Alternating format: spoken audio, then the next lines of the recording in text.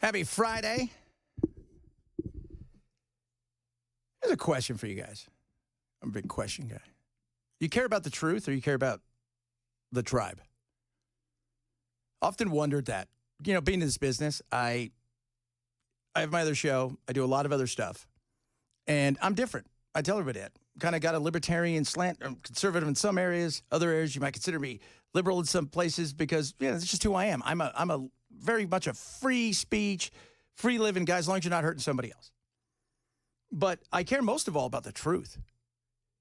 And that's the frustration that I have in so much of what goes on in modern politics and, quite frankly, in many issues. People care more about winning a prize that's not real. There's an old adage, would you rather be rich or would you rather be right? Meaning, would you rather be that person that has to be right about everything to the point where they argue, never tell you the whole story, there's nothing about it that is, you're not going to convince them anything different. In their mind, they'll always be right. And that's all that matters to them. And eventually, they're alone. And over the last, several years, I've been frustrated with this because I work in the media. And it frustrates me because I see a lot of people on both sides of the aisle whose goal is to divide us, whose goal is to tell people the things that affirm their beliefs and never tell them the truth. That's what Ken and I were talking about the other day. Trying to find information on so much stuff is ridiculous at times. You've no idea the amount of stuff that you go through. And my uncle built me an AI thing that parses news faster than anything else out there. But then you got to read it. Then you got to go through it. Then you got to do certain, it's frustrating because you're thinking to yourself, who are you talking to? Like, honestly. It's like you got to cross-examine yeah. everything you're looking at. It's a puzzle, man, right? Like, it's like, okay, well, here, you gave me this data point, but I look over here and I'm like, well, this goes with that, and you didn't put that in there. Right. Why didn't you do that? Because first of all, part of that's on us, because we demand entertainment now. We demand entertainment with everything. That's why our politics has become what it is in some cases. We need entertainment. We don't want the newscaster that just reads the news like this. Hi, everybody, here's the news. There's no more, who, what, when, how, and why. You make up your own mind. And that's also part of the problem. We want affirmation, and the information, as long as it's good for us. And I've said this for years. I challenge myself every day. I surround myself with people that are conservative, progressive, people who are atheists and Christians, because I like having different perspectives, but I want to hear what the other side has to say on a maybe something that I believe is this way. I want to look at the perspective over here. And it's weird because I would think most people want to be that way, but they're not, because we've allowed the identity of us to be the most important thing. So if you're a Trump supporter, that is your identity. If you're a progressive vegan, well, we all know vegans, their identities and all of that, because they can't shut them up about veganism. But that's their identity, right? Have you ever met a vegan? Or somebody who does CrossFit? They never shut up about it. And I've never been that way. And because I've always been curious. That's why you can't be a total libertarian, because you can't really be a libertarian unless you're telling other people they're not real libertarians and that you are. Yeah, well, I call myself a conservatarian. I think that's the best way to describe a conservatarian, which is, I don't care about, first of all, I think marriage, it's between a man and a woman. Yeah, that's my belief, but at the same time, I think government should be nowhere near marriage. You're only there for taxes. You're not there to make sure we love each other. That's all you're there for. Name one other thing that government gets to involve itself in on a level that personal. Would you be okay with the government naming your kids? In some countries, they do. There's an approved list in some countries. Iceland has an approved list. Yeah. But can you imagine having to go to government to say, I want to name my kid X? Or your haircut, like they do in North Korea, where there's six different haircuts you can get? Those are the approved, and if you're caught with one that's not approved, off to the camps with you. You know what's funny about North Korea's a perfect... I thought this the other day. I thought, what if you're bald? Oh, just from like regular male pattern baldness? Yeah, Then you have to wear the wig. Do you have to get a wig? Got to get a wig. I would assume he feels like a wig guy. You're going to wear a wig. Yeah, dear leader does not want to see bald heads. No, especially when he's fighting gout. He seems like a guy that has gout quite a lot. But I just, like, for me, man, I want to know the truth.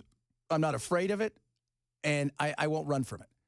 And if I believe something, and I've done the work and the data, and I find out that half of my data is incomplete, then somebody else explains it to me, gives me a new perspective.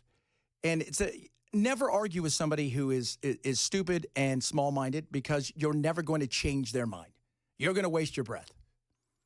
And a lot of that has to do, from like my show's all over, my national show, I get all kinds of wacky texts and all kinds of things. People were mad at me yesterday, even on here, because I said I didn't think it was the right time for Trump. You don't want Trump to talk about DEI? No, I'm fine with him talking about DEI. I just don't think there's a time and a place for a lot of things. And that is one of those things where I said, that's what I think. Absolutely talk about it, 100%. But there was a time and a place. You still have people who are mourning. You still have people who are just flying in that day to come figure out if they're going to even be able to identify their loved ones. Because what I understand, I hope you got some dental records in some of these things. There's a time and a place. And blame is the game that everybody enjoys. Even this crap. Listen to this. This is insane. People wasted 2 minutes. Everybody gets on Trump at times, and sometimes he kind of, he likes to weigh into things because he enjoys a good fight. Let's be real. But the insanity goes always when it comes to the blame game. Trump and Elon Musk must be held accountable for the horrific plane crash that occurred last night. People are already paying in blood for the incompetence and corruption of the Trump administration. I think it's time to give this a read. Quote, Trump guts key aviation safety committee, fires head of TSA and Coast Guard. Also, 8 days ago, Donald Trump signed another executive order to freeze all air traffic control hiring. First of all, you read none of that. None of these people read any of these stories. And the stories they're talking about, most of these things, like, they have nothing to do with air traffic control. They have nothing to do with any of the stuff that they were actually saying. Well, he did this. So wait, he by the way, he froze all hiring for all federal government. It's not just like air traffic controllers are the only ones who can't get hired, okay? Because we need air traffic controllers. We're behind on air traffic controllers. Why are we behind? There's a lot of reasons. Somebody will just tell you we're behind because we can't find anybody who's a witch who wants to be a wizard and thinks there's 7 genders or whatever that guy said. No, there's a lot of reasons we're behind. But my question out there is, do you guys ever want to know the truth, or do you just want to be affirmed with everything? Because I'm not an affirming kind of guy. Ask my daughter. Ask my son. My son's like, yeah, you're not going to get a good shot. Good shot, Jack. Good shot. No, the truth should be important. And look, I'm going to screw up at times. Not out of malice, though, because you'll get that. And that's always the thing with disinformation and misinformation, is something I try to explain. Disinformation is you believe it to be true. So you put it out there as, this is true. You haven't done your research, but you want it to be true, but you didn't come up with it. Misinformation is somebody who lies and sends it out there. And it's crazy. And this weird world of, I need to win whatever argument I'm in against the other political side is so important. Like, you get a trophy. You know what I said? I told my wife, I said, I'm gonna have a trophy made up. So every day somebody wins, you can give them a trophy, right? So they feel like they've won something. And it's sad because I'm not a tribal guy, never have been. And I'll even hear from some of you guys. You'll say, my other radio producer, he's gay. Yeah. It's like he's my ride or die. That guy's been with me forever and a day. Love him to death. Absolutely. And he's the greatest guy in the world. And I mean ride or die. That guy's been there thick and thin with me. And so what? But it's weird, like, we've got to open up our minds and we've got to demand more from our leaders and from ourselves. Because we are missing out on so much stuff where we should be having serious conversations, and people don't want to live in reality. They live in a fantasy world where their side's the only side that is right. And it doesn't matter if it's politics or pop culture or sports. Like, it doesn't matter. We just have gotten to that where we need to argue about everything. And some stuff, yes, of course you're going to have arguments and stuff. But we've went down a hole that is scary at times. Because, man, some of the stuff I get sent, woo, crazy. Crazy. I went to a big event a few years ago. It's a conservative event. I was there with, oh, God, what's his name? He did the 2000 Mules movie. I always forget his name. Dinesh D'Souza. Yeah. So he gave a speech. I gave a speech for him, and people were super conservative. I'm like, that's great. These people were all, many of them were great, but there were some conspiracy people. There's one lady. You ever seen the Tweety Bird? It was the lady from Tweety Bird is what she looked like. She comes up to me, and she starts telling me how Michelle Obama's a guy. And I'm like, it's not true, but I'm not going to. She goes, well, maybe that's not true, but I do know that Hillary and Chelsea eat homeless people. And I'm like, that's not true either. But there was nothing you could do, right? Like, and I'm thinking, you're 80 years old, and you have all this stuff, and she wouldn't listen to any kind of reason at all. And I don't know what happened. We're becoming so tribal, you can't have conversations, and that's sad. But I'd like to know from you, would you rather have somebody just affirm your belief, even if it's wrong, so your identity, which shouldn't be based on, politics or pop culture, whatever it is, isn't bruised? I mean, is that, or are you open to any kind of, hey, maybe this is a little different, right? Because the left, they shut everything down, and they would want you to shut everything down so you can't even have a conversation about it. They don't want any transparency. And a lot of times people on the right, they just don't want to hear it, and they just say something horrible. Not everybody. The right's way more open than the left. But in this tribal world, you have those out there. There's no doubt about that. And even when you present them with all the facts, some people don't like that. They don't. And it wouldn't matter. And a lot of places they get their information from are not interested in actually giving them information. They're interested in getting them to like, click, share, and view stuff because that's how they make their money. And it's easier to be outrage culture than it is to be reason culture. Do you know how easy it would be for me to be outrage culture? I come in, I've got a bunch of stories I could talk about. A bunch of stories. That being said, sometimes you stuff happens, you go down certain ways, but outrage culture is the easiest thing to do. You don't have to prep for it. You just pick one thing and start screaming and yelling. It's crazy. Coming up, we do have a lot of stories. I do want to talk about the UFC fighter. I played the audio for Bell. Was it just? It was ridiculous in a way I've never experienced before. Yeah, it was actually ridiculous. It was. Got some of your texts coming up, a bunch of other stuff as well. Happy Friday, everybody. It is Chad Benson Show, Super Talk 99.7.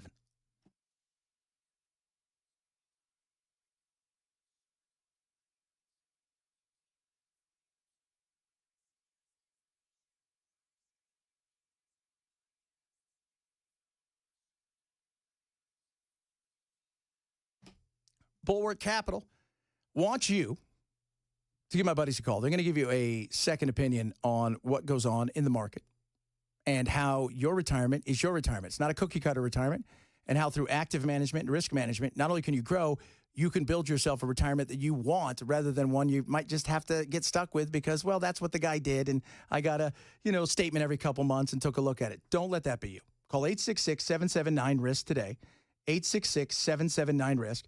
My buddy Zach Abraham, Chief Investment Officer, he'll take care of you, and he'll go through and show you, hey, maybe you're further away from retirement than you think, or maybe you can get there faster. But it really depends on what it is that you want to do, because everybody's retirement is their own.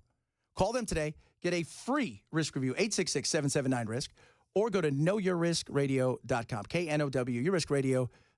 Investment advisory service offered through Trek Financial LLC and SEC registered investment advisor. Investments involve risk, not a guarantee. Past performance, not guarantee future results. Trek 25103.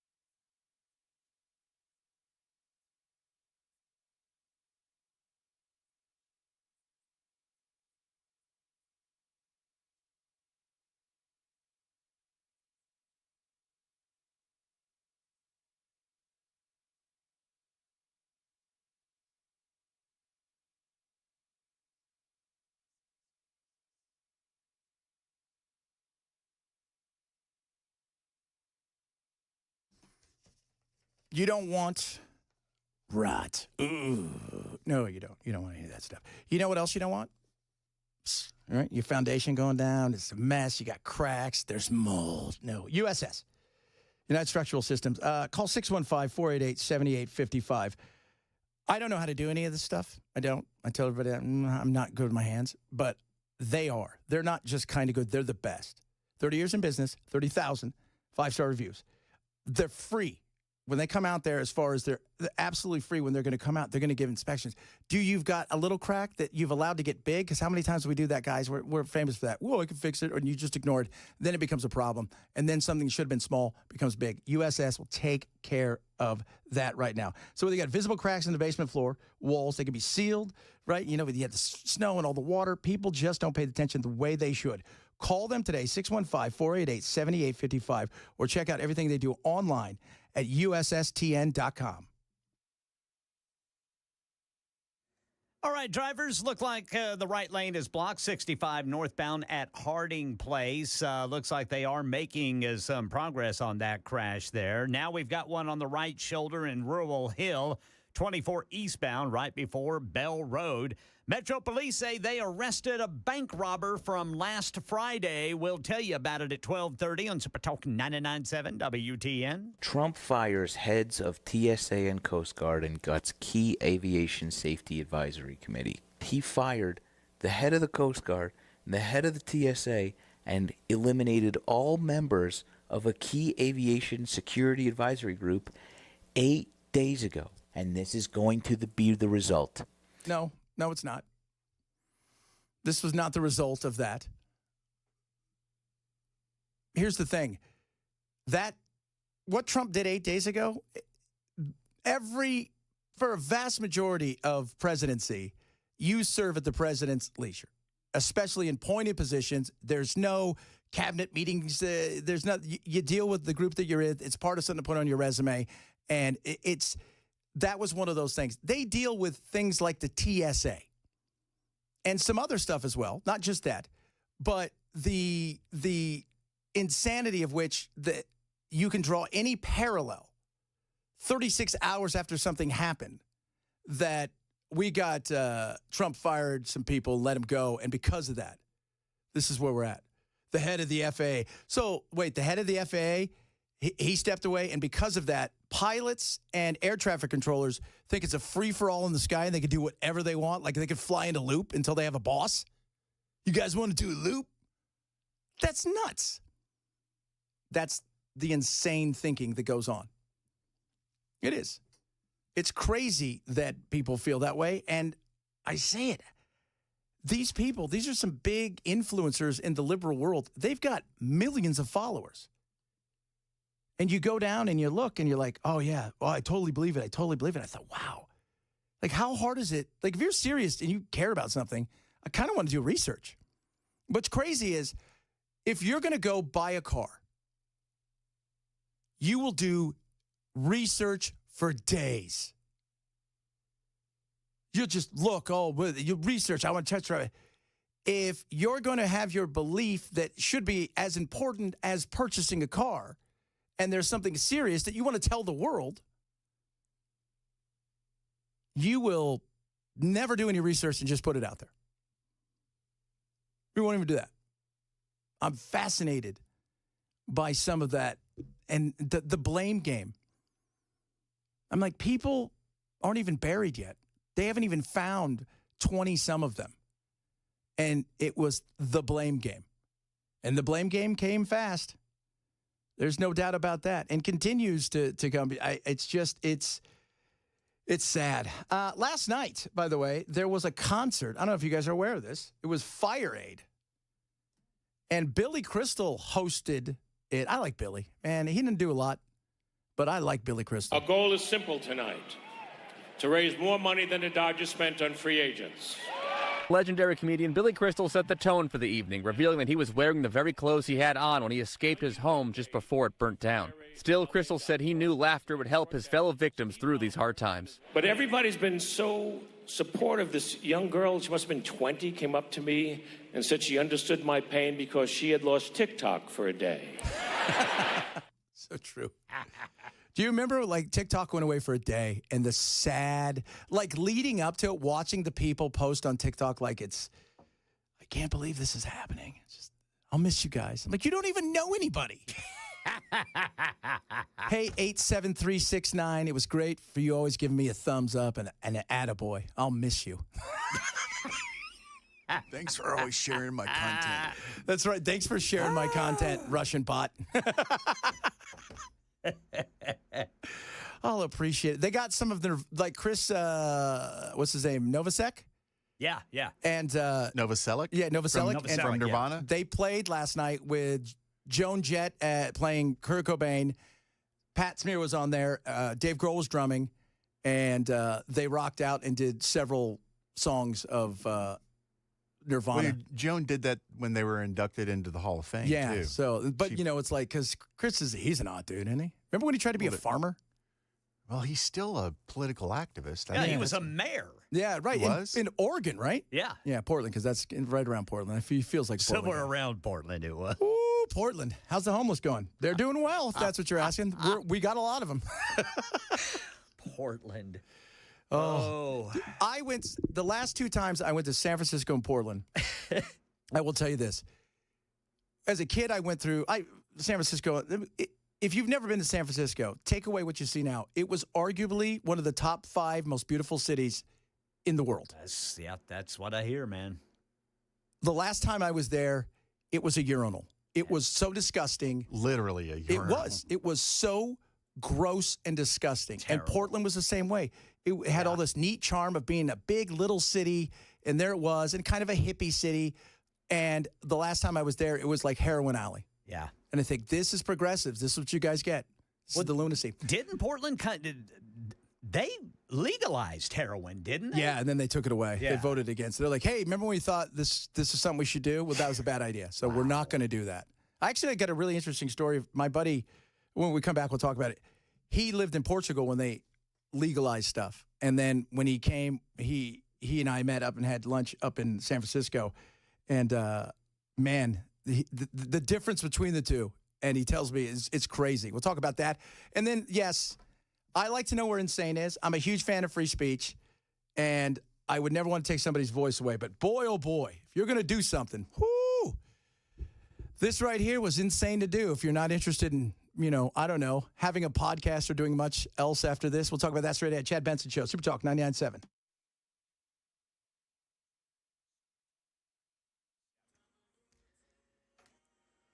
$12:30 on the dot. I'm Ken Weaver with your top stories. Got the full forecast in 5 minutes. Right now in Nashville, Metro Police say they arrested a bank robbery suspect from last Friday. 35-year-old Alamin Shakur arrested yesterday at a Trinity Lane motel. Police say Shakur is the man who held up the U.S. Community Credit Union on Hermitage Avenue on Friday. They say he was dropped off by an Uber driver, then picked up by an Uber driver. The account used to order the rides is Shakur's.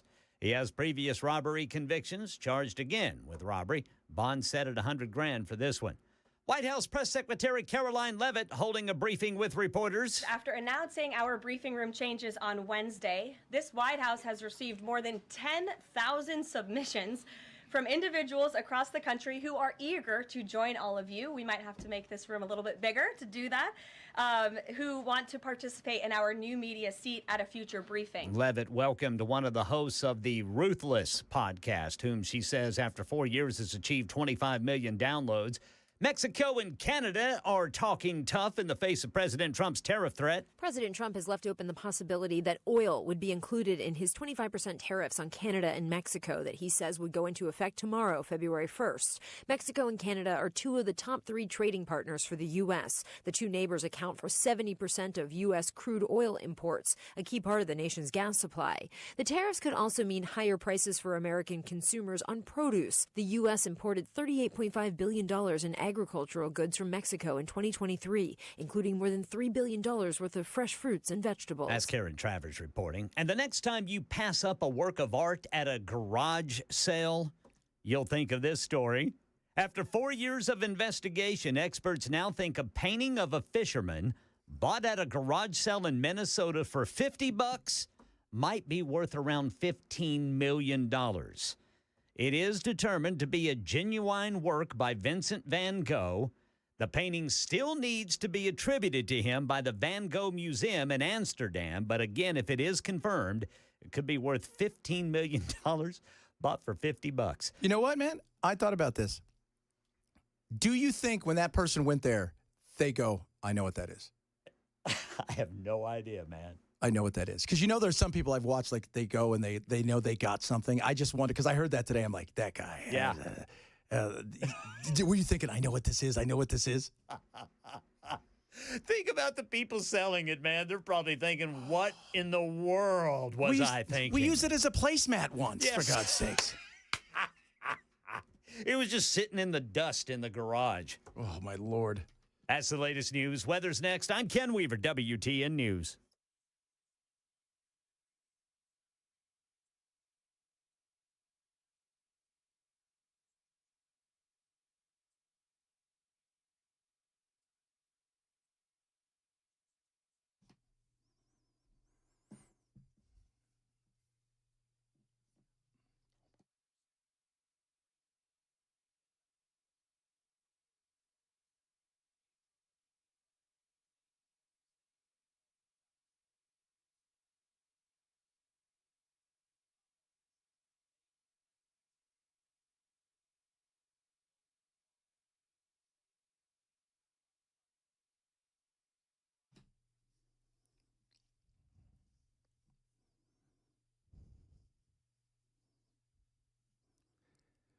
New year, new comfort. Winter warm-up specials right now from ZB Plumbing, Heating, and Cooling.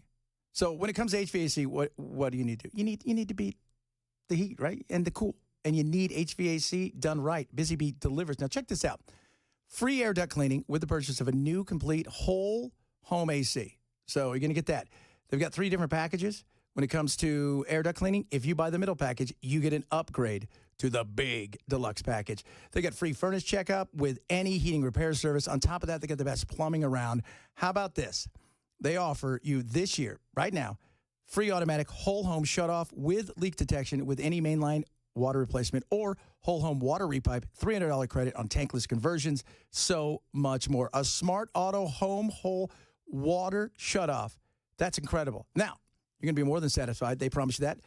And the famous Busy Bee Hive Club. What are you waiting for? Call Busy Bee today, especially if you've got issues with heating and cooling. And yes, plumbing, 775-7833, or visit busybeehvac.com.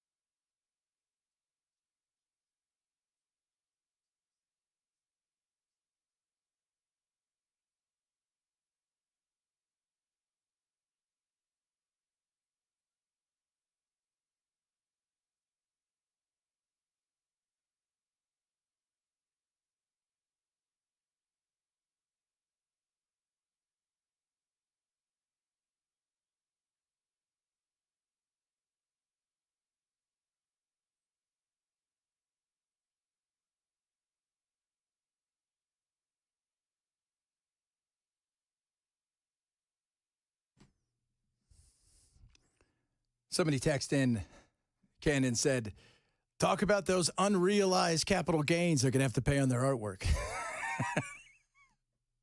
That's if they sell it, right? You spent $50, and there's still one more thing they have to do. It has to go to the Van Gogh Society for them to put the final stamp on it being real. I think they were referring to that idea that Elizabeth Warren had, where even if you don't realize the capital gains, you still have to pay taxes on, which is ridiculous. That is the dumbest thing ever. So wait a minute here. I have $100,000 that's already been taxed, and I put it into a stock market. It's now gone to $120,000. I've not taken any money out, but you want me to pay taxes on the money that I haven't realized the gain. Because you're one of the rich, man. It's stupid, just like Elizabeth Warren is. You know, and this is the great, like the progressives, you know, the trickle-down economics doesn't work. Well, what does work? Oh, when it trickles down for the government, that's when it works?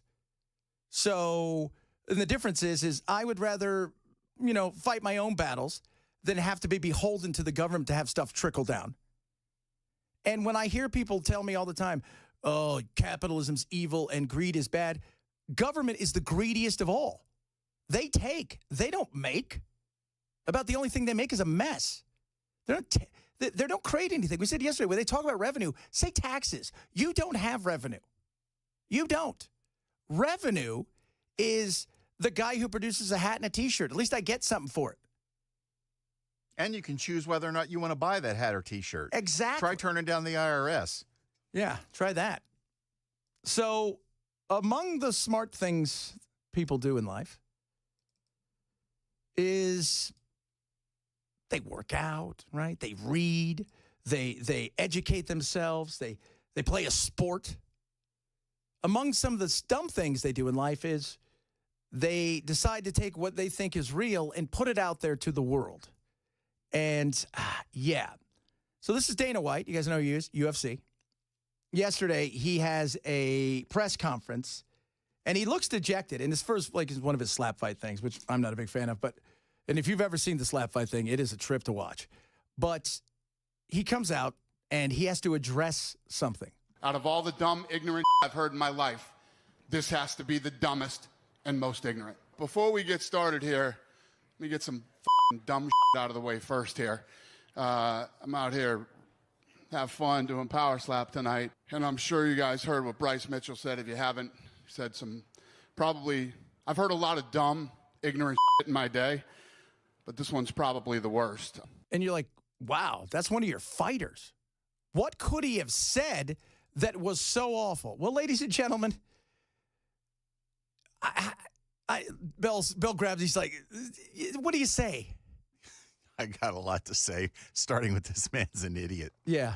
And I'm going to tell you guys, if you were going to go to Central Casting, you're like, all right, here, what do you need?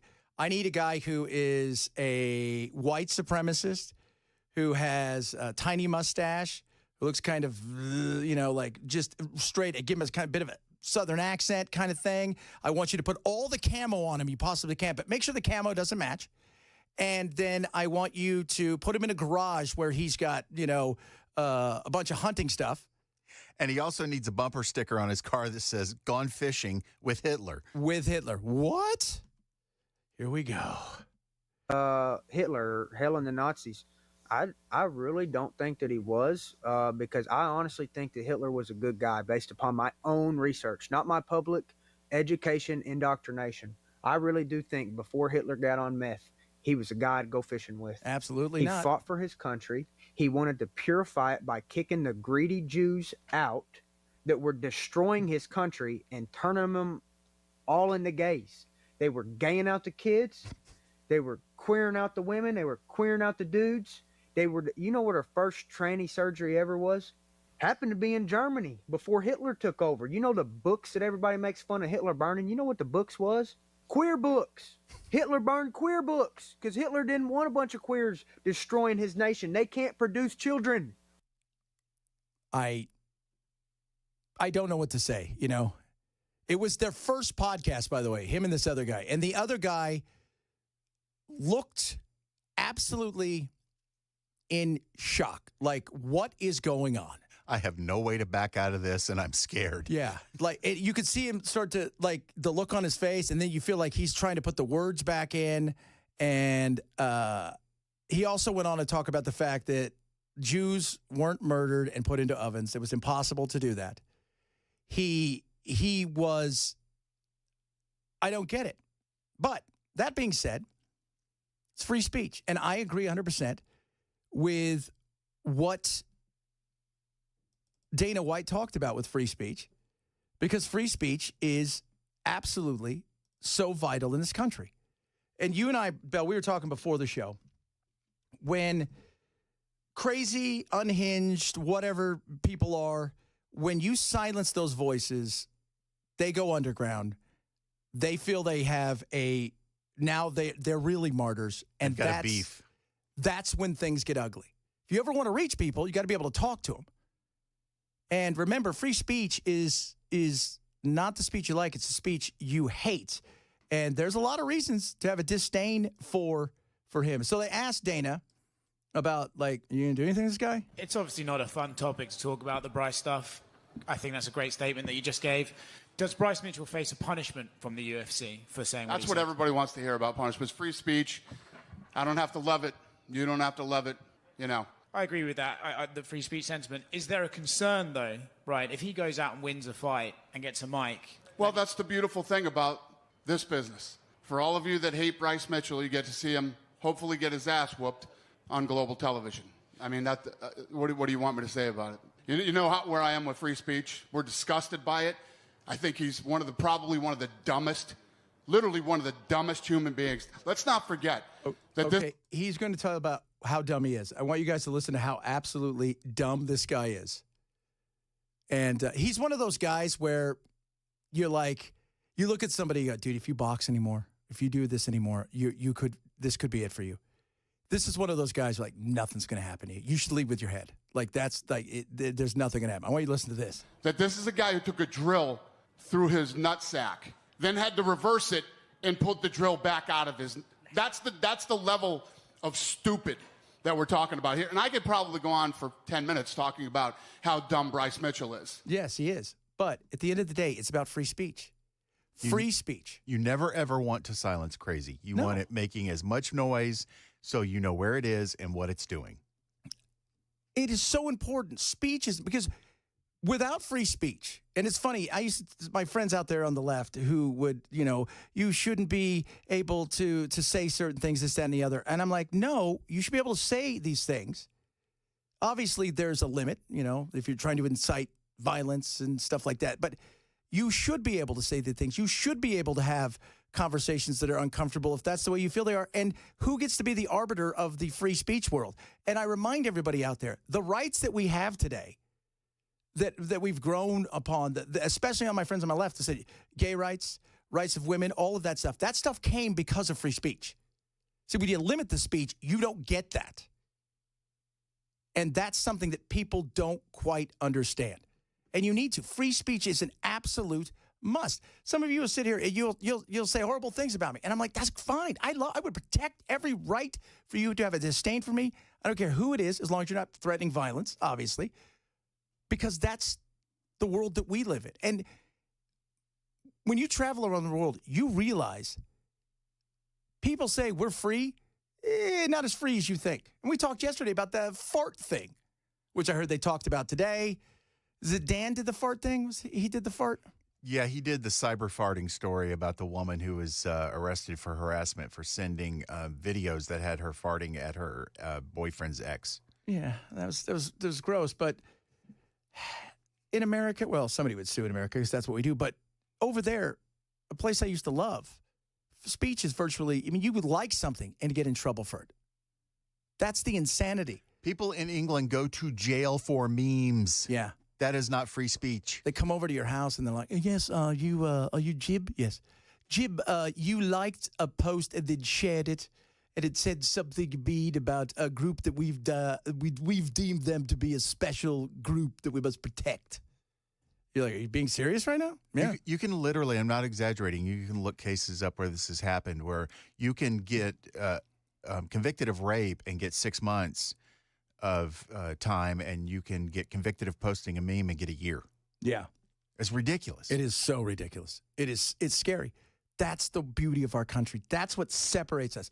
We get to live in this amazing experiment where we self-govern. We don't have kings and queens and royalty, and we have a constitution that protects us from the powers that be. And that is awesome. It really is. I don't think people, if you've not traveled and not seen it, it's amazing.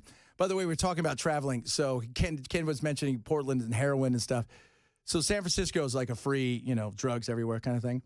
So I met my buddy up there, and he lived in Portugal for a while. He's Swede, and he lives in Britain now and stuff. And I said, well, isn't this like Portugal? Laughing. He goes, no, because in Portugal, they legalized drugs, but they came with responsibilities for you not to be in trouble.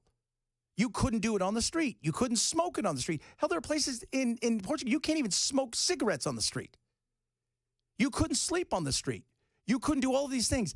Somewhere along the line, we said, hey, we should legalize drugs and then enforce no laws and let everybody do whatever they want, whenever they want. Which, as we know, is not. That whole insanity of compassion is exactly that. And that's why it's failed. Because it's the unintended consequences, because much like anything else, whether it's our immigration system or something like that, if you don't enforce any of the laws and have actual responsibility for what is happening, you're going to get what you get. And that's why we got God knows how many people wandering across the border for the last 4 years. Ugh. Who do we have coming up at 1? Tell everybody. Mr. Scott Sapicki, actually I should say Representative Scott Sapicki from Maury County. He's on the way, and he's going to discuss the cell phone bill that he has introduced to prevent non-instructional use of cell phones in the classroom. Which I think is good. And we're also going to talk about the immigration thing, because I find that to be a little wacky, whether or not you can even be able to vote on something if you voted a certain way, which constitutionally I don't think it'll stand mustard, but that to me is insane. Bunch of other stuff as well. It is Chad Benson Show, Super Talk 99.7.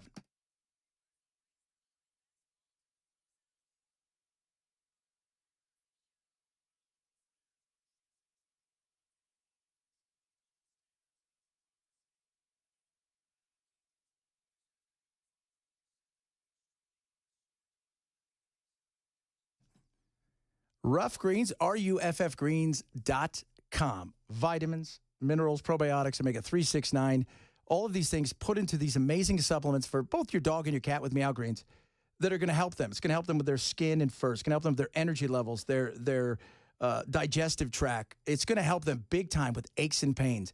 They've got fruits and vegetables. Your dog and cat's food is shelf stable. It's not healthy. I mean, they can say it's all these things. It's not. It's meant to live on a shelf. So there's certain things that go in it to make sure that it stays kind of, stable. So it's not too stale when they get it.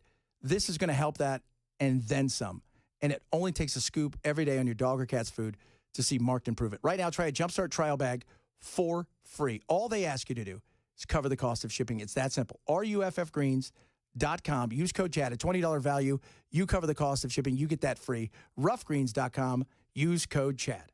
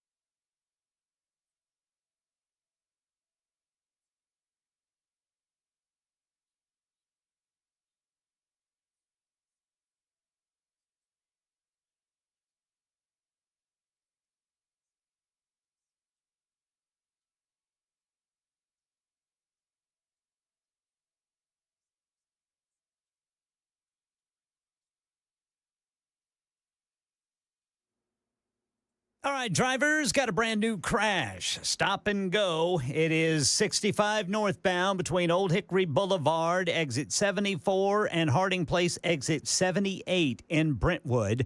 Excuse me. This is a delay clearing from an earlier crash. And we've got the very latest from the latest White House press briefing. It involves Tennessee, coming up at 1 on Super Talk 99.7 WTN. We can't wait to hear. Speaking of Tennessee, Rep. Scott Zabicki is in the house. How you doing? I'm doing good, man. How you doing? What do you think of the new studios? Pretty cool. Better than the other ones, huh? It sounds a lot better in here now. Yeah. Well, it's a good feel. A little more bass. Little feng shui. I like that. You busy? You been doing some stuff? A little bit. Yeah, it's been a long week. Governor Lee out there hanging out at the White House? Yeah, and I think he's very happy right now. I bet he is. And I think the parents of Tennessee and the kids of Tennessee are going to get a better opportunity now. My buddy sent me this. Is he in D.C. over school choice? Yeah. Yes. Yeah. Heidi Campbell talking about school choices and assault on the American dream, except for the part where you went to private school. Yeah, her kids go to private school. Yeah, like that's the whole point, right? Like it's like it's the assault on the American dream. I can't wait to talk about Treasure because I think it's important. It's a great conversation to have, and again, implementing it and how it works and is a huge. That's now that you've done this, the real work begins, and that's the whole thing, which I don't think people understand. They're like, okay, we got it done. Well, no, that's when it starts, right? This isn't the beginning of the end; it's the end of the beginning. And that's people have to remember is the General Assembly is not done yet. Yeah. So the process is once the governor signs it, becomes law. It'll go over to rule promulgation to the Department of Education and the State Board of Education to effectuate all the different parts of the bill. Then those rules have to be sent to the Secretary of State. They will post them online for people to look at and make comments on, and then those rules will go to the Government Operations Committee of the House and the Senate for their approval. And once that's done, then everybody gives the thumbs up. If it's okay, we got a good process here. We know how we're going to implement it going forward, and then all the rollout starts to happen. Now, here's the problem. Is the timetable. Yeah. If we're going to have this where it's going to go into effect this fall, the private schools have to know, they have to know what their attendance is going to be, so they've got to have this thing rolling by April or May of this year.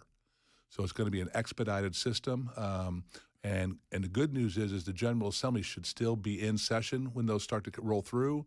And so, it'll be all out in the open. Everybody will be able to take a look at it, and it'll be hearings during committees. Always got to have hearings, because without hearings, what would you guys do, right? Like, that's just, I guess I should go to one of these. That's what they kind of pay me for. Well, in Scott's case, he'd probably go tend to some beef cattle.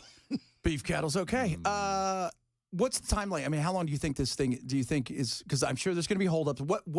Have you given yourself enough time when there is a bump in the road to, some leeway? Yeah, we do. We have the ability to hold it off a year if we want to. Yeah. And institute it in the 26-27 school year. Is that right? Yeah, 26-27 school year. So we could stall it for a year if we had to.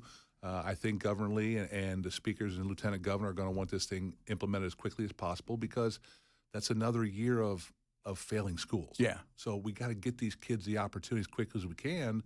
Plus, what it does is it sends a message to everybody out there that, hey, we're open for business. If you want to build private schools in Tennessee, you want to build private schools for special needs kids, we have a vehicle for you now. It's going to be fun. We're going to talk about it straight ahead. Scott Zabicki's in studio to talk about the rap is here. The rap. We're talking about cell phone bills, too, because I think that's important. It is Chad Benson Show, Super Talk 99.7.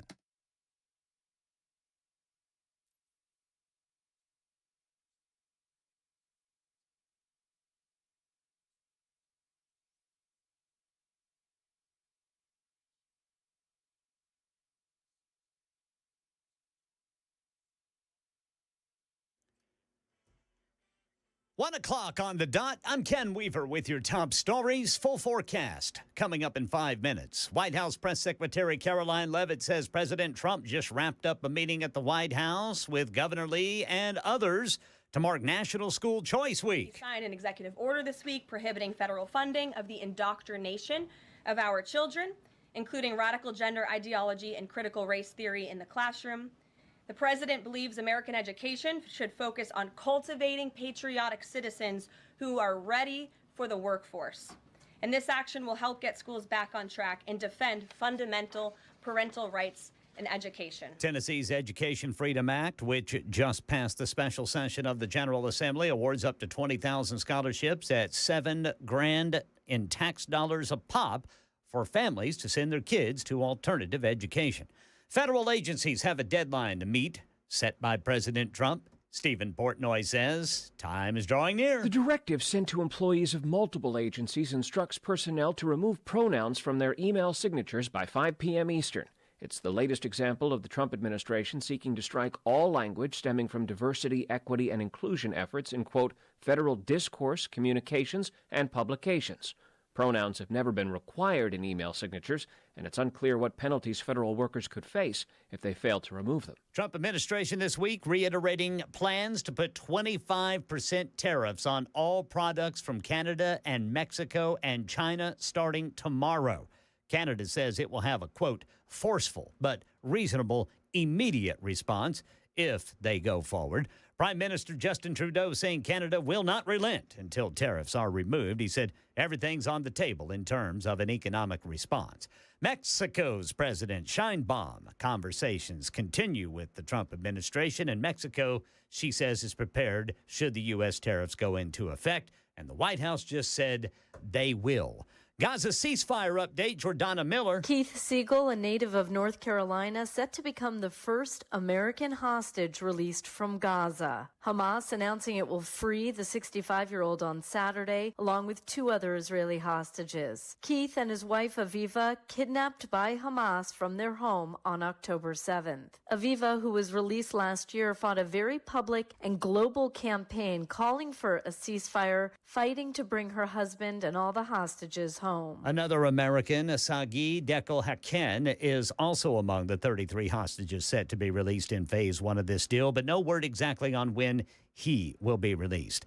And a Houston woman contemplating suing her daughter's school for refusing to let her and others go to the bathroom. A Texas mom now says she is considering a lawsuit after her 12-year-old daughter was blocked from going to the bathroom in between classes at her school and ended up having an accident. I understand there has to be structure and there has to be policies, but for a 12-year-old to be made to use the restroom on themselves and to go to class and sit in their wet pants is unacceptable. April Smith says she found out about it when her daughter called from Houston's Harmony School of Excellence asking for a change of clothes. The district says it's investigating and staffers have been put on leave. Sherry Preston reporting, and the latest news. Weather's next. I'm Ken Weaver, WTN News.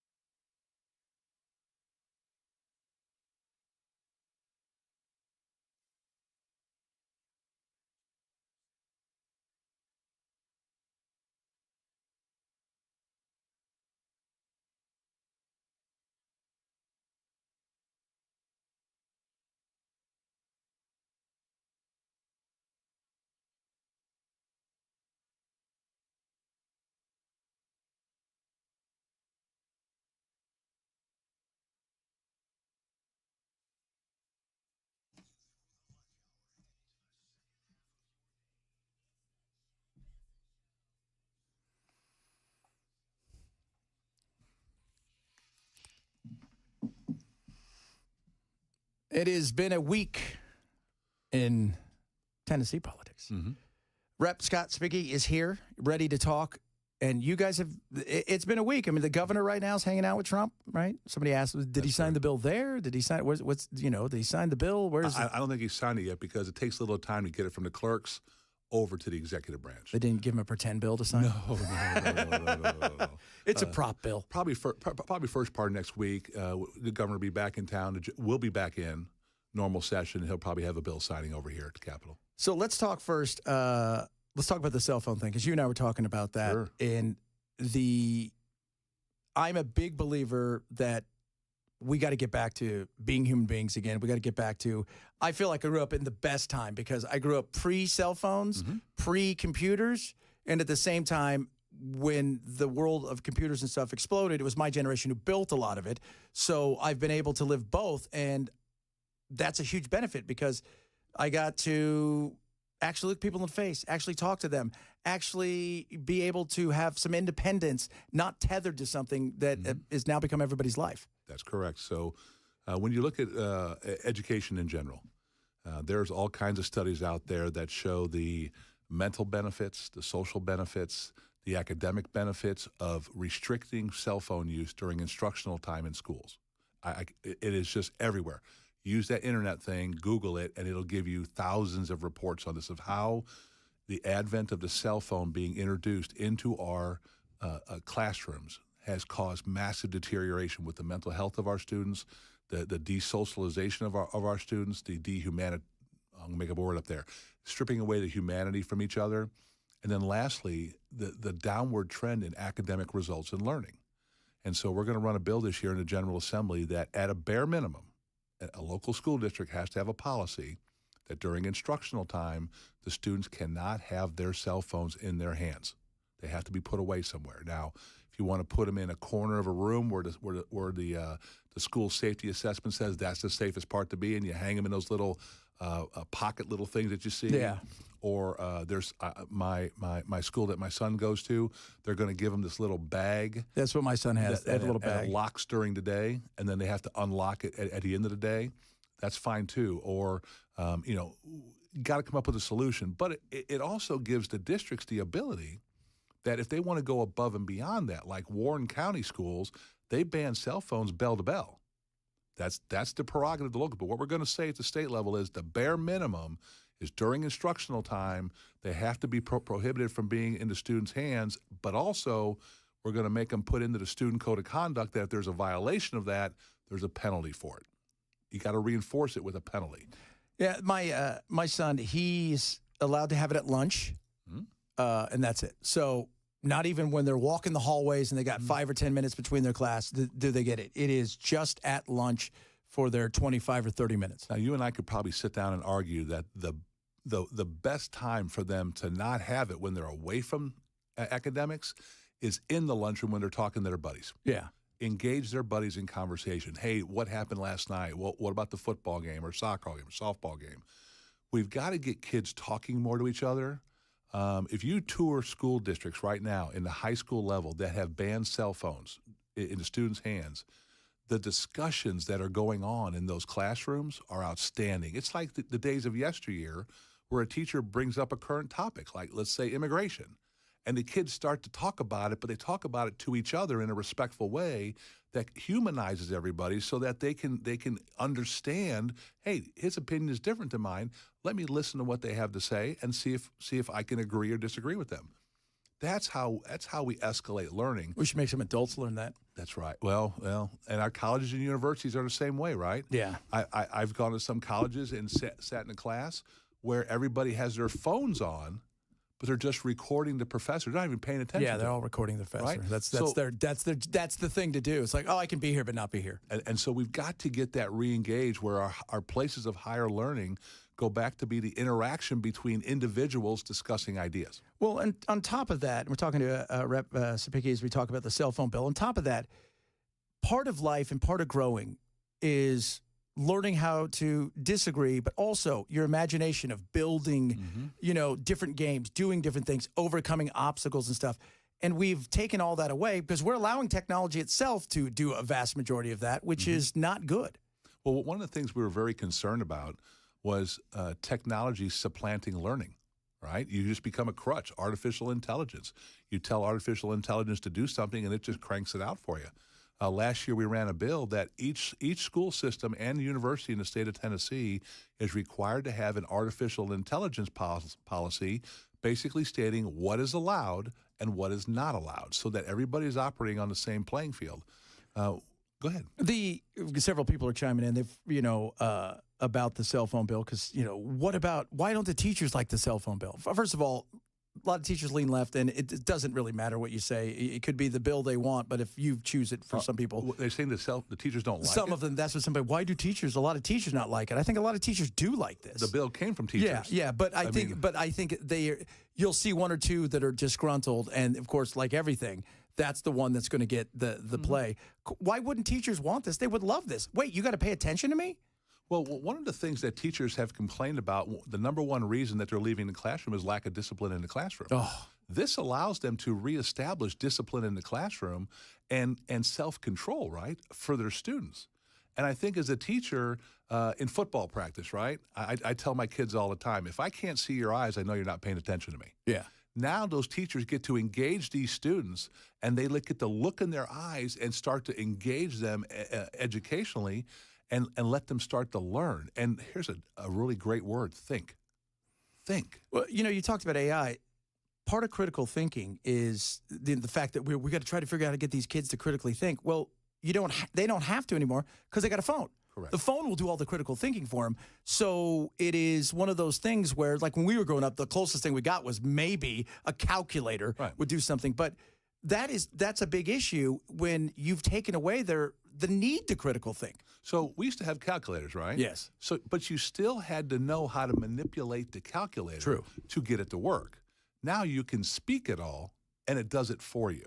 And so we've got to get back to this, and it sounds core. I know some people are saying they're rolling their eyes, he wants to go back to the good old days. Well, let me tell you something. Those people from the good old days got our technology to where it is today. Yeah. Right? Learning is good.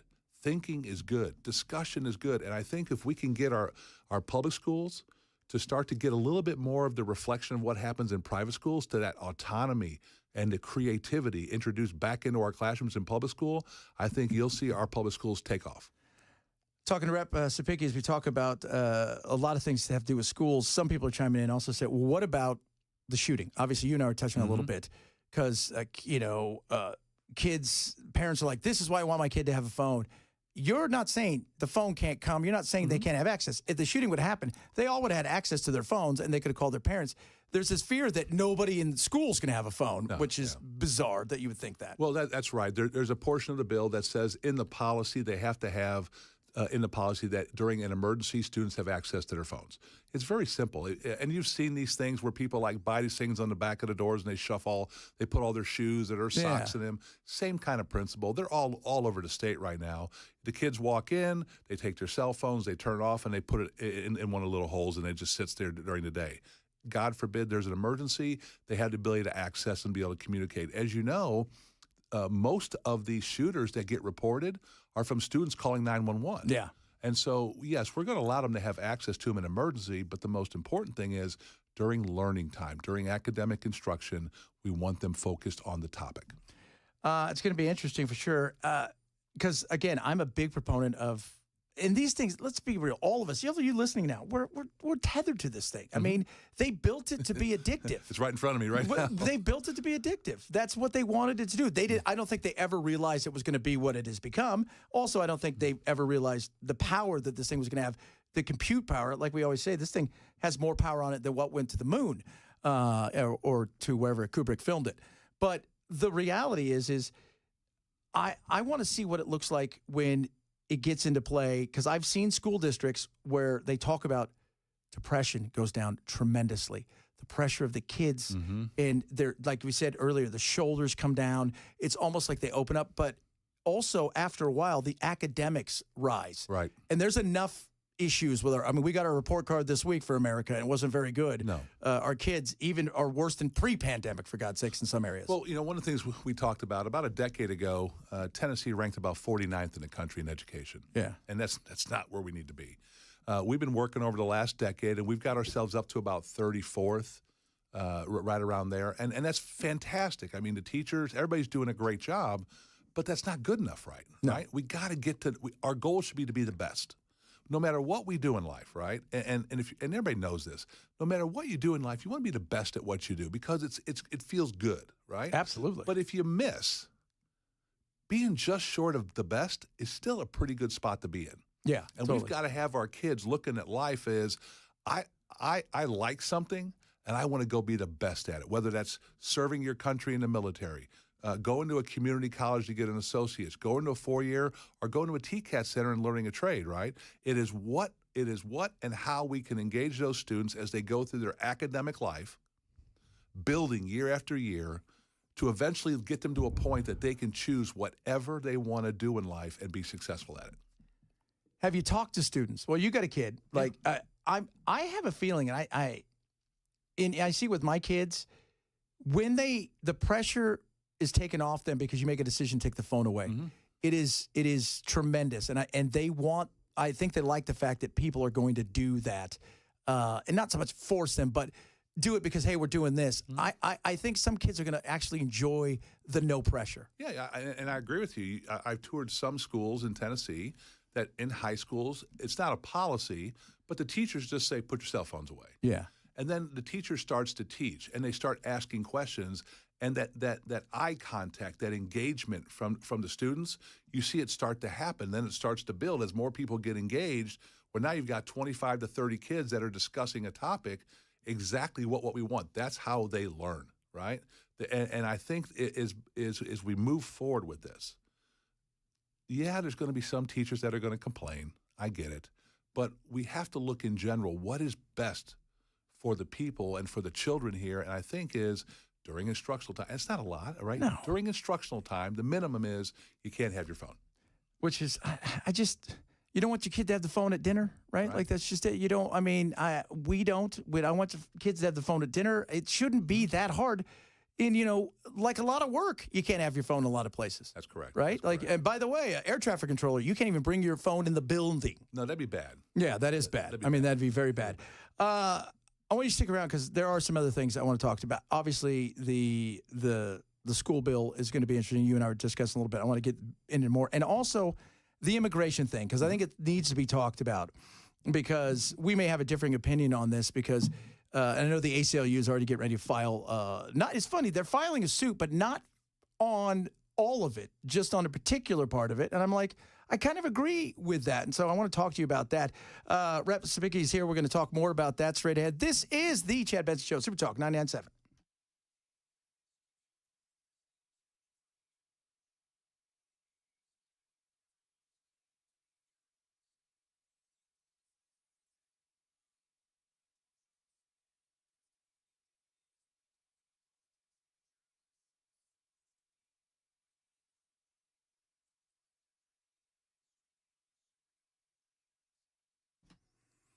Birch Gold. Gold is great.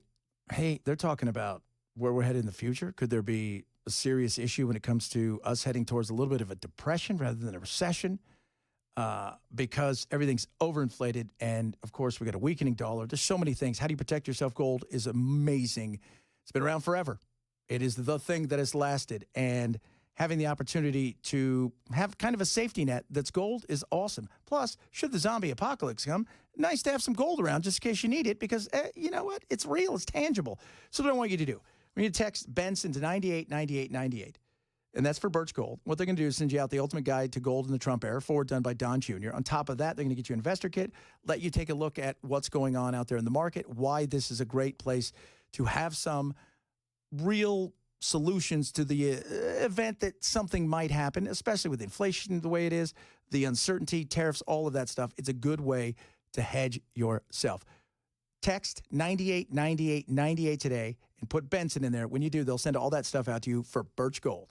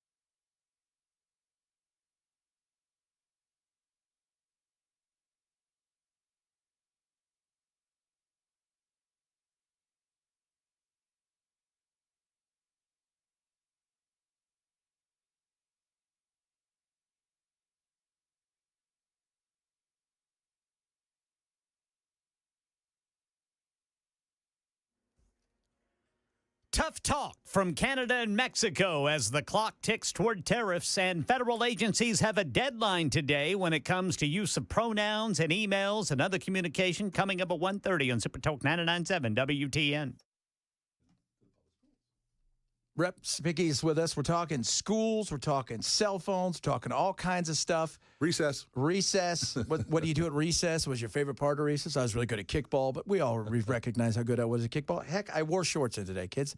Okay, so the immigration bill, ACLU has already said they're going to sue. That's shocking to you. I know that. Well, no, they sue for everything. Some things, they used to be an organization I think a lot of people looked up to, even conservatives, who thought you're fighting for certain things. Then they got wacky and things went sideways. I want you to explain it because I'm trying to wrap my head around how it's constitutional that if you vote for something, that it's a felony. Because to me, I'm thinking to myself, well, then you could just do that almost with anything. I mean, you could just explain the wrap, because Bell and I were trying to wrap our heads around that. I will give you the non-attorney's version, okay? Okay. So, and this is not my wheelhouse, but I'll try to help you out here. So the way it's been explained to me is if every county governmental body, every city governmental body are subsets of the state government. They get their authority from the state government. When we pass a law, we pass a bill, right? We expect that the locals will adhere to TCA code annotated, whatever the law is, because I swear an oath to the Constitution, no matter what level elected official you are, an oath to the Constitution, both federally and state, right? So you have to defend the law. You can't, and it says you can't pass something that's injurious to the people of Tennessee. And so the premise is if we say that there are no sanctuary cities allowed in the state of Tennessee, a local municipality or a county cannot take a vote against state law. Yeah. It'd be in violation of their oath. Now, from what I understand is there was really no definition of what the penalty would be. Yeah. So they put a penalty in there of a felony. Now, I'm sure the courts will get in there and they're going to debate the constitutionality of this, of home rule, right? But I think the overlying fact here is the state has the power to enact state law that is jurisdictionally across the whole state. I can't say, I'm just going to pick on you here, right? I can't say that someone who has a beard has less rights than someone who doesn't. We can't do that, right? We can say across the board, in theory, nobody has any rights, or everybody has rights, one or the other, but it has to be uniform. So at the 90,000-foot level, from the explanation that I've been giving, not only I've heard in committee and on the House floor, is basically saying is if the state of Tennessee enacts a law, you have to follow it. I see the wheels spinning, though, because you're thinking, this just sounds like that's very kind of conservative going, well, if you vote for something, you should be, because you and I'm sure, there's always a slippery slope of something. Yeah. Because whether it may not be you, but somebody goes, well, we should test this for something else. And that's always the fear. And the fear that you would even say if you voted for something that you would face a penalty just feels really unconstitutional. Well, so this is another example they gave me is let's say we have a state highway that runs through Murfreesboro, right? Okay. And the speed limit is set by the state at 55 miles an hour, okay? Murfreesboro cannot come in and adjust that speed limit. Now, they can make it less if they wanted, but they can't make it more because that's in violation of state law. It's the same premise there is they couldn't take a vote to say, hey, Highway 96 in Murfreesboro, no, we're not going to do 45. Those guys in Nashville are crazy. We're going to let the speed limit be 70. No, you can't do that. And if you take that vote, one, you're going to wind up in court, but number two, in theory, because that would be against state code or state law, you could now say, hey, you're in violation. That's a felony. Also not applying to sanctuary cities, but law in general. Yeah. You can never change the intent of state law. So if we say it's 55 miles an hour, you can't go above 55. But if you said, hey, for safety reasons, we want to make it 35. What's your gut say, though, that the courts are going to say? We'll win. Yeah? We'll win. Because where's it going to wind up? The Supreme Court. And I think the Supreme Court's going to see that as like the supremacy clause in the federal government, it would probably apply at the state level that we had the ability to say this. Yeah. Well, I think they might look at like Huntington Beach said that they were going to be a non-sanctuary city, but then California just said, well, we have the rule of the law, so you guys will do what we say. And then, but then they said, well, we have city rights over state rights. It becomes that yes bill. Do you know when we're expected to get a ruling from SCOTUS on the transgender bill? When's the transgender? Do you know when the ruling's going to come? Probably this, May, June? Oh, yeah, anytime. Oh, anytime you think? Yeah, I think we'll probably know by probably April for sure. Oh, April. There you go. April. One other quick thing. Several people, again, talking about a ton of bills, immigration, cell phone bill, but also the implementation you and I were talking about. The company that is going to, there was no bid, right? They just they got it for what, $16 million over three years. It was the school's first technology, whatever. Yeah. They just got canned from Arkansas. Mm-hmm. And it was very interesting because I was studying all this stuff. I was a little curious why there was no bid. Secondly, though, is they've had some issues. Why didn't we do what Florida did at first, which is it's not really big enough that we need somebody. And until it gets to that point, why didn't we keep it in-house before we decided to push it out? Well, that's a personal thing on my part. Is I believe in the government, we don't do things as well as the private sector. We really are not good at doing that kind of stuff. And what happens is now it balloons up. And if you create a department inside the Department of Education for this type of thing, we're going to have to hire 100 more people. Well, when's the last time, once we hire these people, when they ever go away? Well, yeah. But when's the last time that you, because there was no bid, and that to me was a little, and they, like I said, the reviews out of Arkansas were awful. Correct. Big time. And I'm like, well, why do we give these people a no bid opportunity? Because while it's a private sector thing, I always go, okay, who's on the board? Whose wife's on the board? Who got something? And that's a fair question to ask because why would we give no bid job to somebody? Mm-hmm. Well, I think, and I'm trying, like we're in law here, so I'm out of my realm here a little bit. But I think if it's for think of it in cows. If it's for services, as long as the services they propose fit what we're trying to do, I think they can award that contract to them without that. But if it is for like testing, right? Yeah. For school testing, well, there's multiple companies that can do school testing. That'll go out to bid, and then we set what we want in the bid, and then if they meet those bids, then we can look at how much they want and start to negotiate with them. Yeah. So it's interesting. It's very interesting. That's probably a William Lamberth question. Okay. Well, we'll see. Have to get him in here so we can argue that with him as well. He's an attorney. Yeah, well, he'll give us a closer view than the 90,000 foot. Next time we'll have you on about bovine stuff. Because, bovine law is fantastic, people. Scott Sapicki, Rep, thanks so much for coming in. Good luck on the cell phone bill. And we will talk to you soon. It's Chad Benson Show, Super Talk 99.7.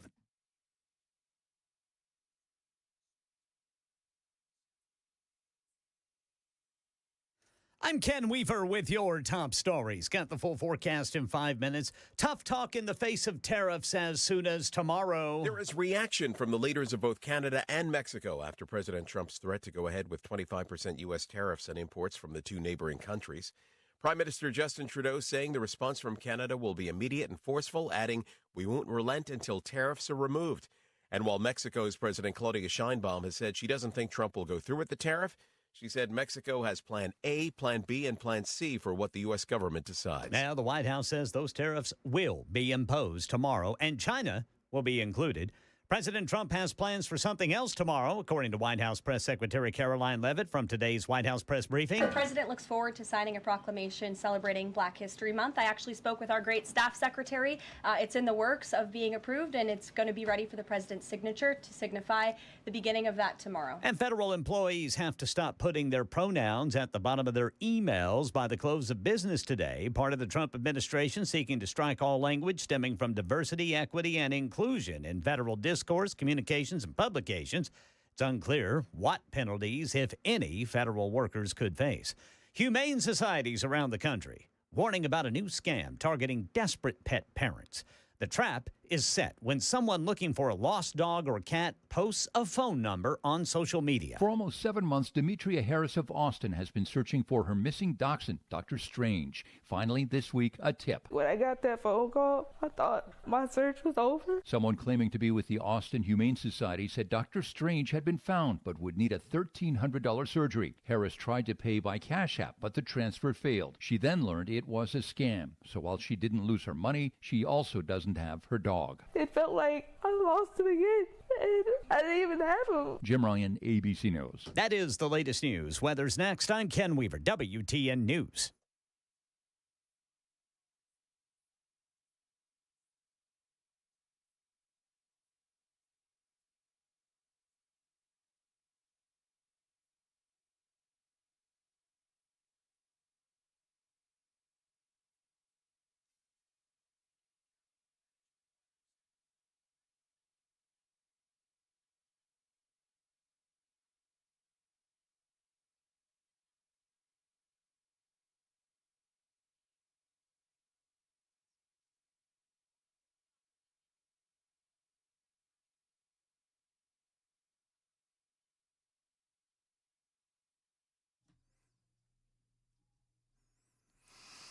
The recent presidential election has people worried, obviously, about what might happen, because I think it's a fair question. We don't know. I think this market is completely overbought. You want to be able to protect yourself in retirement. Beacon Capital can help you with that with a ready toolkit for your retirement. So it's a retirement ready toolkit, simple and easy to get. And what they're going to talk about is all kinds of things. Your money, investments, retirement. Are they at risk? What can you do to position yourself regardless of what happens, including the downside for those of you not keeping score? So you want confidence? They deliver that right here. Press Flesh. Say hi to them. Go see them. There's no obligation, no pressure, no cost for any of this stuff. You can call 615-488-9303. You're going to get your free retirement-ready toolkit with Beacon. And on top of that, they're going to give you a Money Enough for Life book, retirement planning checklist, and a Maximizing Your Retirement Income white paper. Again, no cost, no obligation, no pressure. Doesn't hurt to sit down and talk. Call 615-488-9303 to get your free ready retirement toolkit. That's 615-488-9303 for Beacon Capital Management.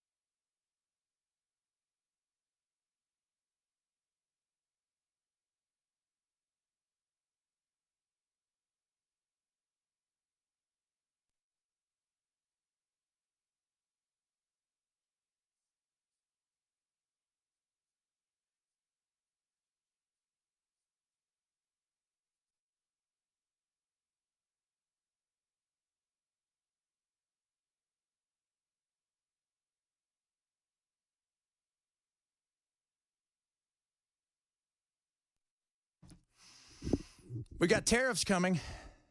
Tariffs. Are you excited for the tariffs? I'm pretty excited for the tariffs. What are we going to tariff? How much are we going to tariff? What's it going to cost us? That's what you want to know. Like, is it going to cost us something? And are you fine with that? right? You find with higher prices potentially for a little while to get to a better situation for our goods and our workers. I think most people say yes. And much like the other day when Trump put out the we're going to, stop payments to certain things and everybody freaked out. One thing you must do is being able to communicate to the people. People want to know what's going on, right? We talk about transparency, yeah, but that includes coming from the White House. And I think that they realized the other day, you had Carolyn Levitt, she's out there saying something, and then people in the back are asking questions, and it was like, maybe? Like, does that mean EBT? Does it mean food stamps? Does it mean Medicare?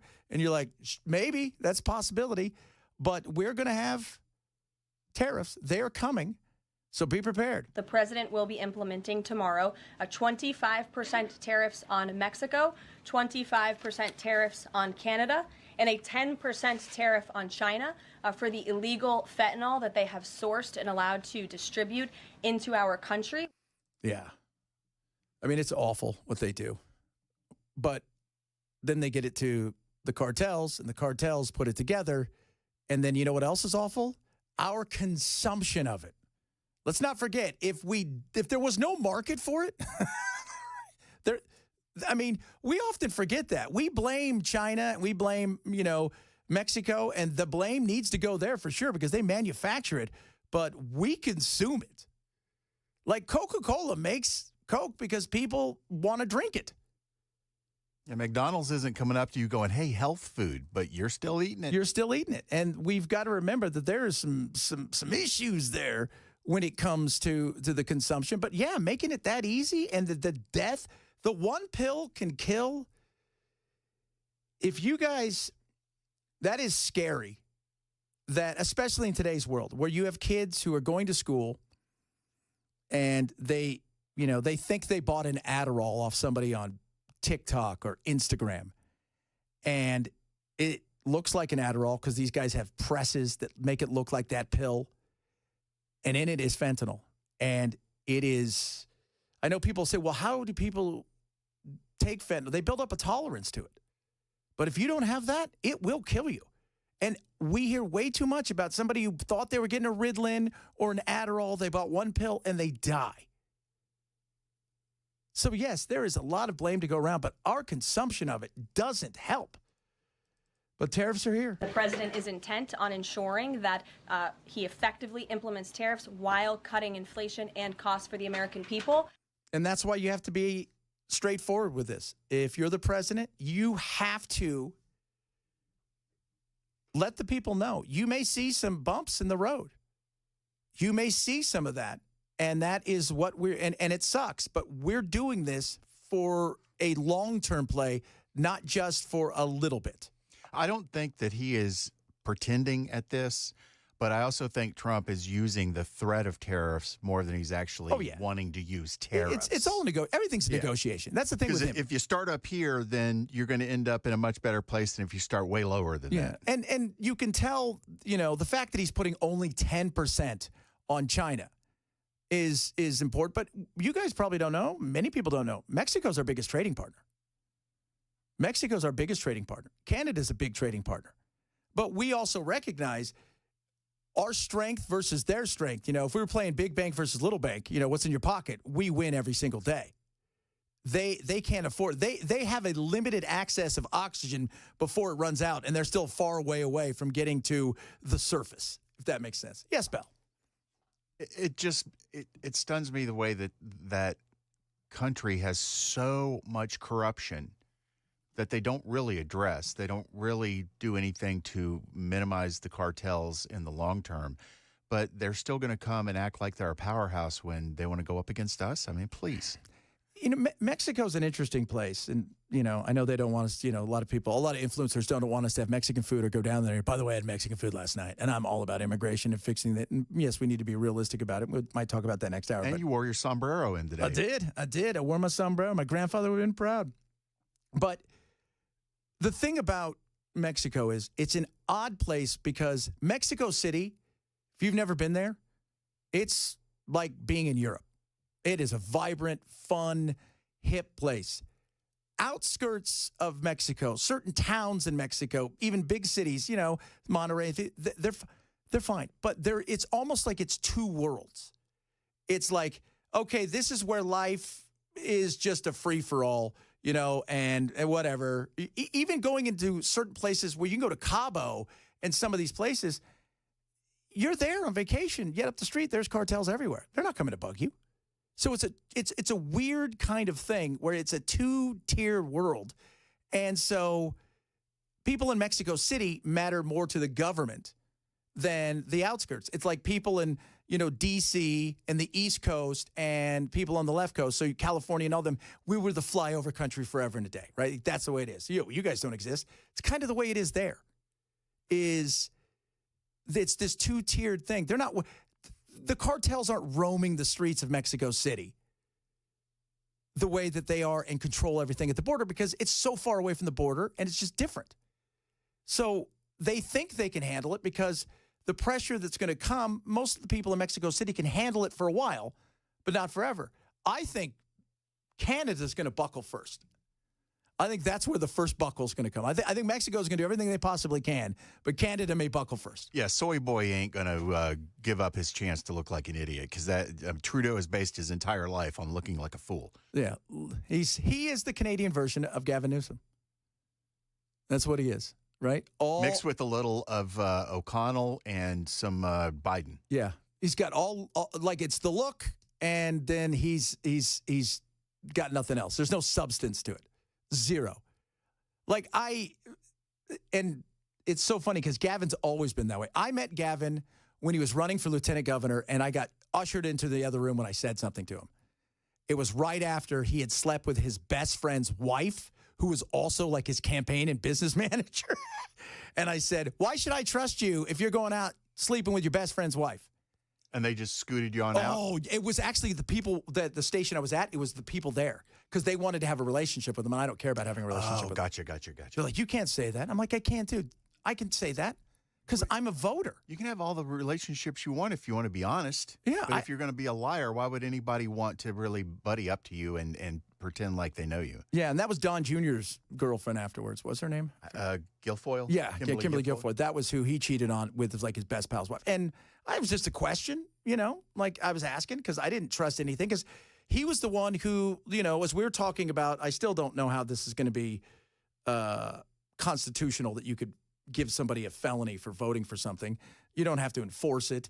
But this was right after he looked at the voters of California who voted against marriage equality. He said, I don't care in San Francisco when he was the mayor, you guys can still get married here and we'll still look at it. And the voters voted against it. And so that was a big to-do. And I said, why should anybody trust you?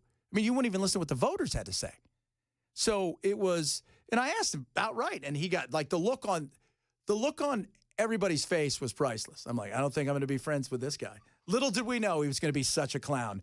Trump, truth and out stuff. The president is simply stating what he said in that True Social post, which is that the helicopter was flying higher than it should have been, which is one of the reasons that led to this collision. And the other reasons for that are still being investigated. And we don't know what they are. Yesterday I was critical of, I like the fact that Trump talks about DEI. I'm not a fan of DEI. DEI is a nightmare. My daughter and I had a great conversation. She's 6. We had a conversation because she asked about it because she heard my wife and I talking about it a couple weeks ago. That's something nothing to do with the plane crash. It hadn't even happened yet.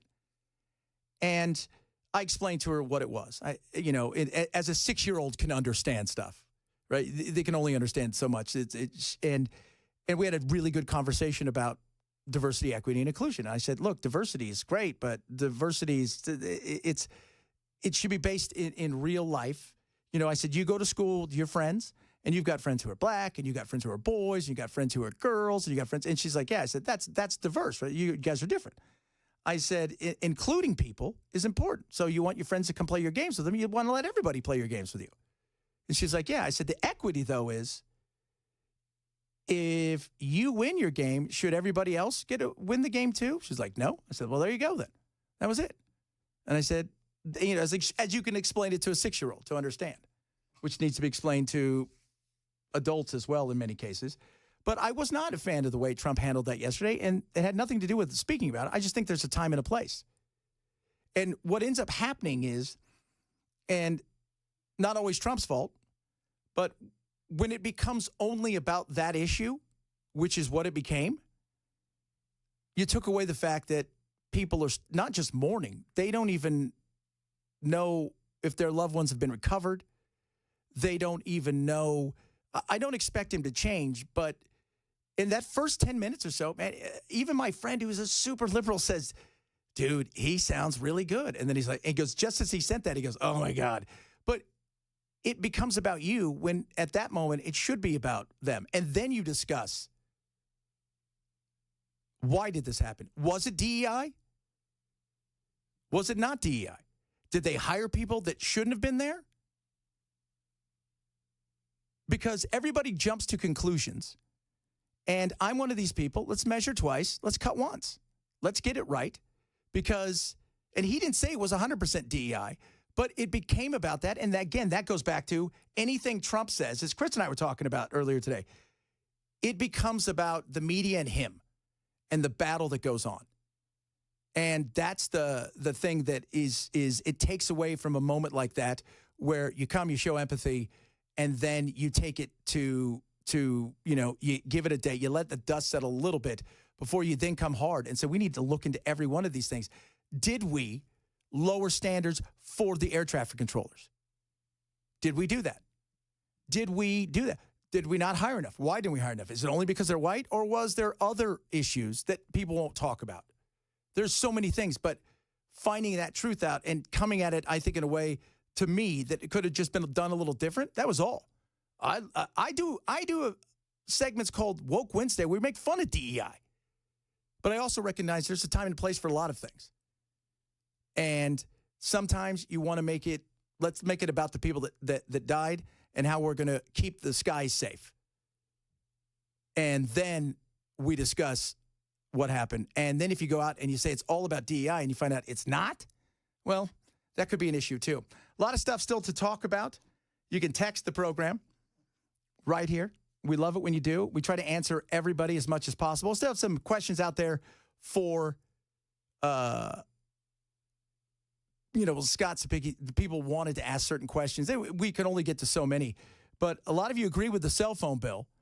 But some of you are still asking questions, too, about, like, I'm not quite sure that should be a felony, which I find to be, again, I don't think it's going to be a rubber stamp. I think everybody thinks that if you believe in something and you're a conservative and it gets to the Supreme Court, it's a win. I think you'll be surprised how many cases are a majority case, like not just a majority, like a 9-0-8-1. And if they see something that they believe is unconstitutional, just because they're conservative doesn't mean they're just going to rubber stamp it. Yes, don't forget, you can do more than just text us your opinion on a bill. Call your local, your state rep or your state senator and say, this is how I feel about it. Because when they hear from you enough, it does change things. Oh, yeah. Oh, absolutely. 100%. And if you really want to upset them, make sure you get something viral online, because that freaks everybody out. That's what I hear.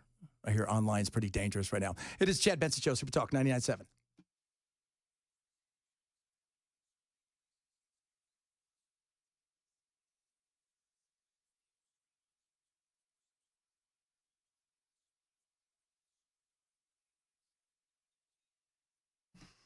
Prize Picks right now. Download the app, Daily Fantasy, and use my code Chad. The minute you play your first lineup, and I'll tell you what a lineup is in a minute, you get a $50 bonus immediately. So what is a lineup? This is not picking teams. This is essentially above or below. Do I think a player, say Patrick Mahomes, will get more than 38.5 yards rushing? Yes. Okay, above. Do I think that Saquon Barkley will rush for 150 yards? No, I don't. So below. I have set my lineup. You can win multiples, up to 1,000 times your money. It is easy and fun to play. And I'll be honest, my wife likes to play too. So, which is crazy because she recognized, oh, I see these teams. I understand a little bit of this, and it's just above or below. She's not trying to figure out lines and all that kind of stuff. That's what makes this great. So right now, download the app, get $50 the minute you use my code Chad, and you play your first lineup. Go to Prize Picks right now. Prize Picks. Download the app. Use Chad. Play your first lineup. $5. That's all you got to play. You get a $50 bonus right there. Prize Picks. Run your game.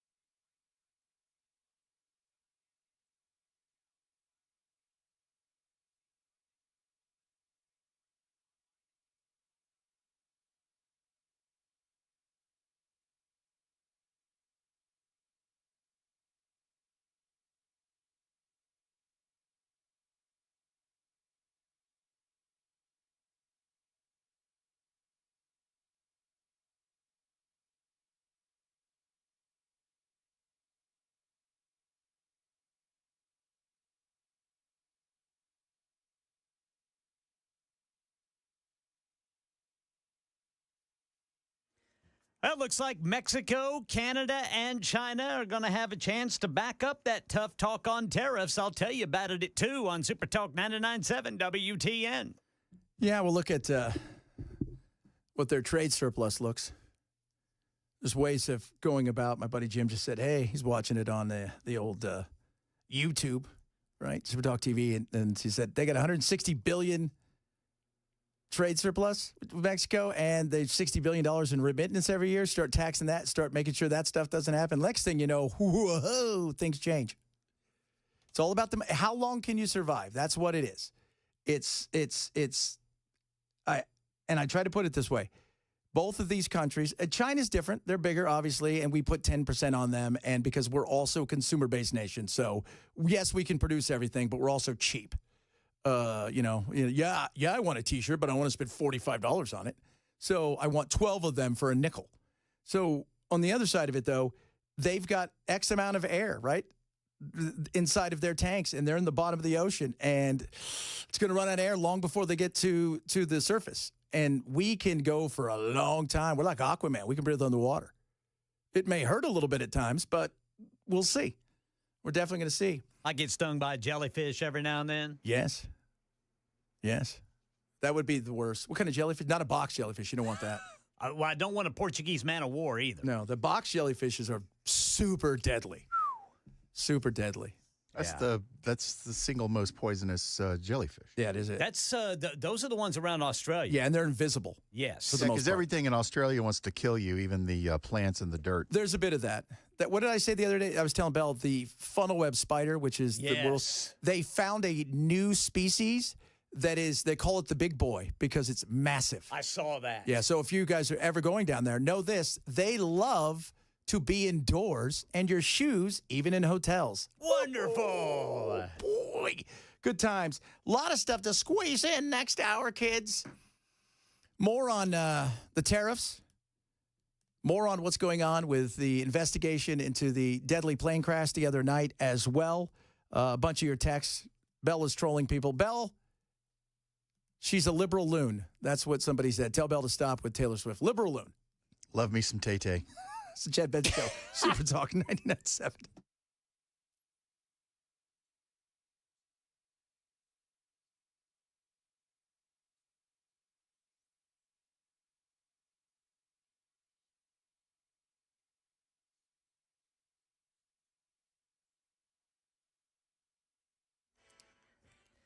Two o'clock on the dot. I'm Ken Weaver with your top stories. Got the full forecast in 5 minutes. And just announced from the White House, Press Secretary Caroline Leavitt. The president will be implementing tomorrow a 25% tariffs on Mexico, 25% tariffs on Canada, and a 10% tariff on China for the illegal fentanyl that they have sourced and allowed to distribute into our country. Yeah, it could drive up prices on gasoline by 50 cents or more per gallon. Also, fresh produce like avocados, tomatoes, and limes. And if you're shopping for a car, prices may rise, since nearly half of all auto imports come from Canada and Mexico.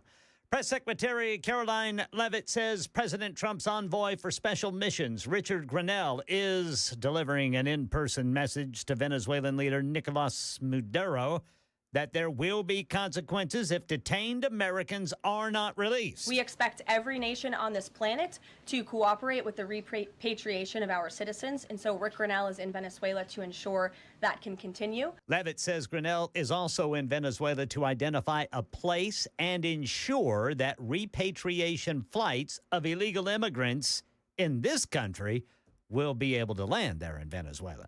Tennessee House Education Subcommittee Chair Scott Sapicki tells WTN's Chad Benson Show the next education issue lawmakers will take up is designed to help kids focus better in class and improve their social skills. So we're going to run a bill this year in the General Assembly that at a bare minimum, a local school district has to have a policy that during instructional time, the students cannot have their cell phones in their hands. They have to be put away somewhere. Governor Bill Lee, among governors from states with school choice who met with President Trump at the White House today, just one day after Lee's Education Freedom Act passed, making tax dollars available to families to pay for alternative education for their kids. Here in Nashville, Metro Police Chief John Drake just announced a new shift to help reduce response time for non-emergency calls. He says this new D shift will include 41 officers, 5 sergeants, and 1 lieutenant, with 18 of them to be on duty, at least 18 to be on duty at a time. This is to help provide officers already out there between the hours of noon and 10:30 at night, 7 days a week. The idea is that these officers can help out during high call volume, help out securing large crime scenes, protests, and other policing efforts. The FDA has approved Jurnavix, the first new class of non-opioid pain medication for moderate to severe acute pain in over 20 years. Doctors say it could help reduce reliance on opioids.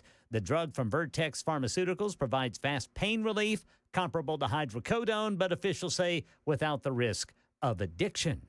That's the latest news. Weather is next. I'm Ken Weaver, WTN News.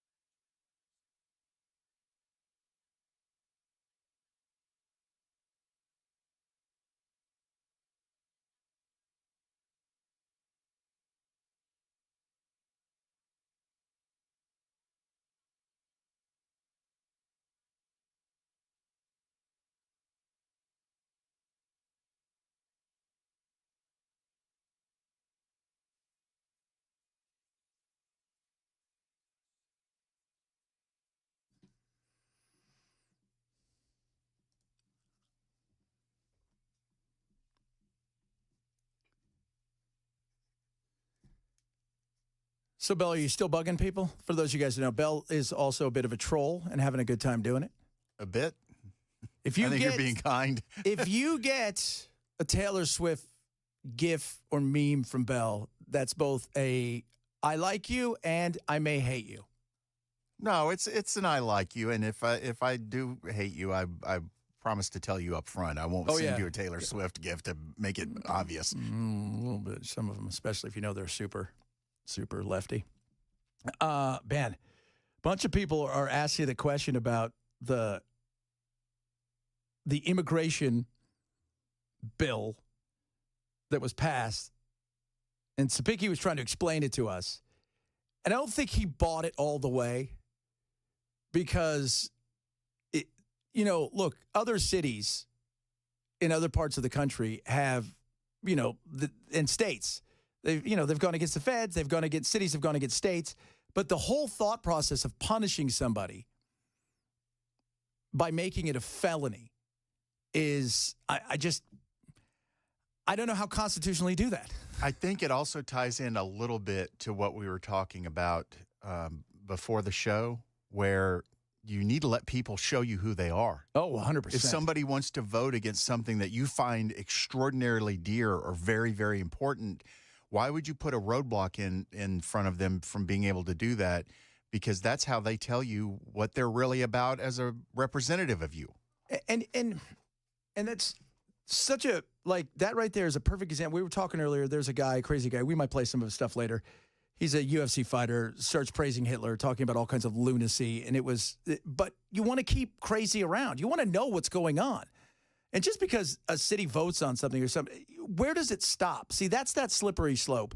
And if you can penalize people, well, what's next? Because to think that somebody won't try something else the minute they have the chance. We joke about, that company wants to bring back the woolly mammoth.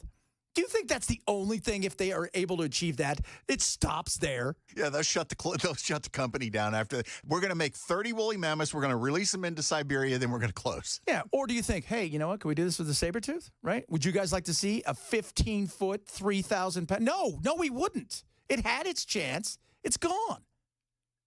There's a reason that we have control of the planet and that we are the smartest species. It's because we didn't live with dinosaurs. Exactly. Get eaten.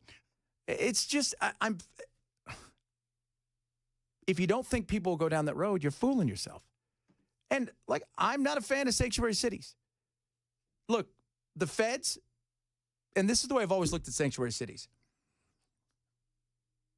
I don't think neighbors should be ratting out neighbors. I don't think any of that stuff. But if you're in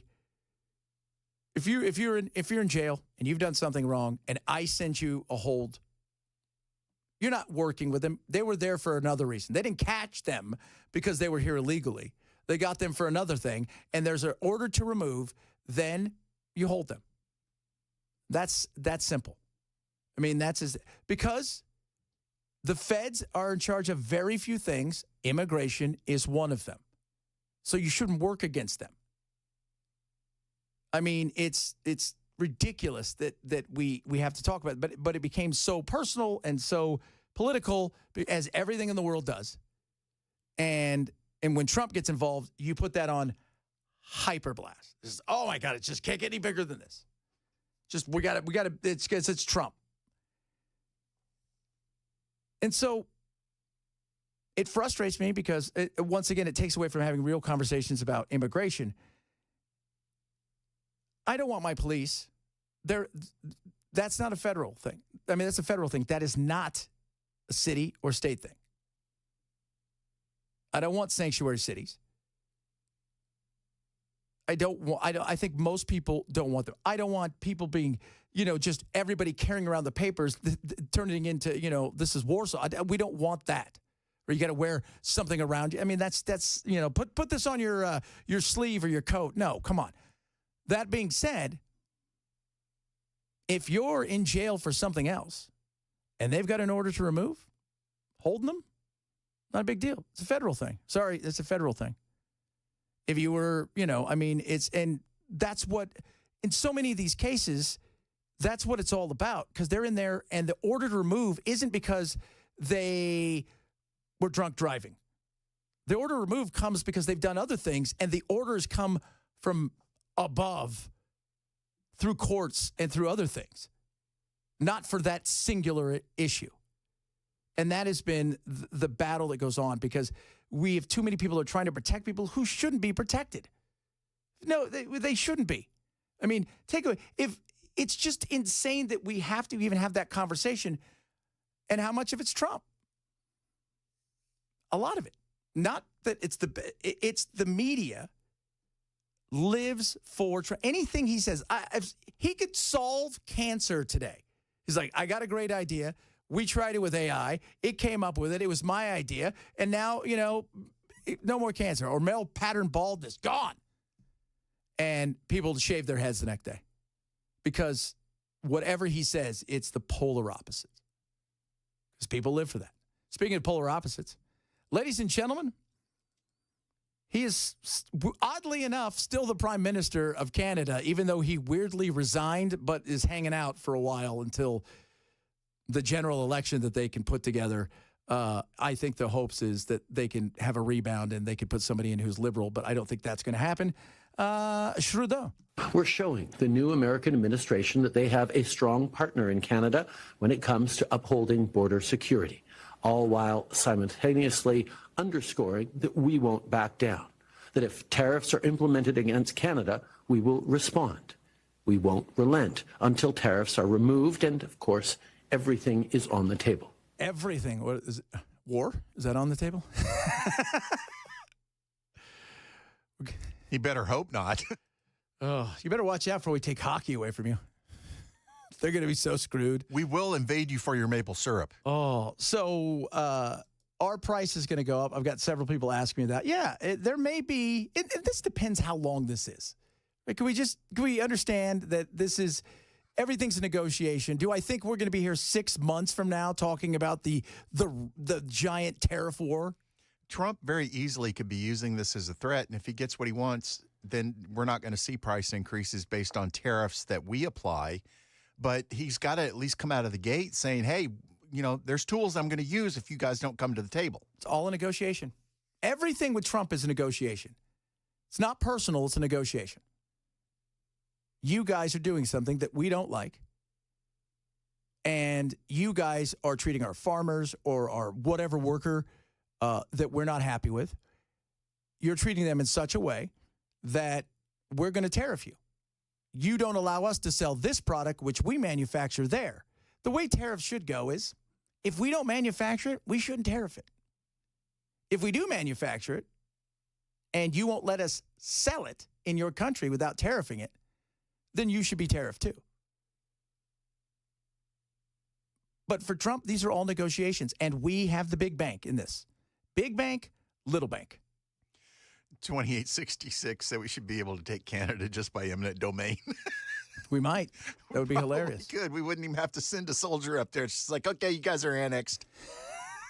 Somebody just talked about, I thought he was Governor Trudeau. No, Jason, he's not Governor Trudeau. We haven't done that yet.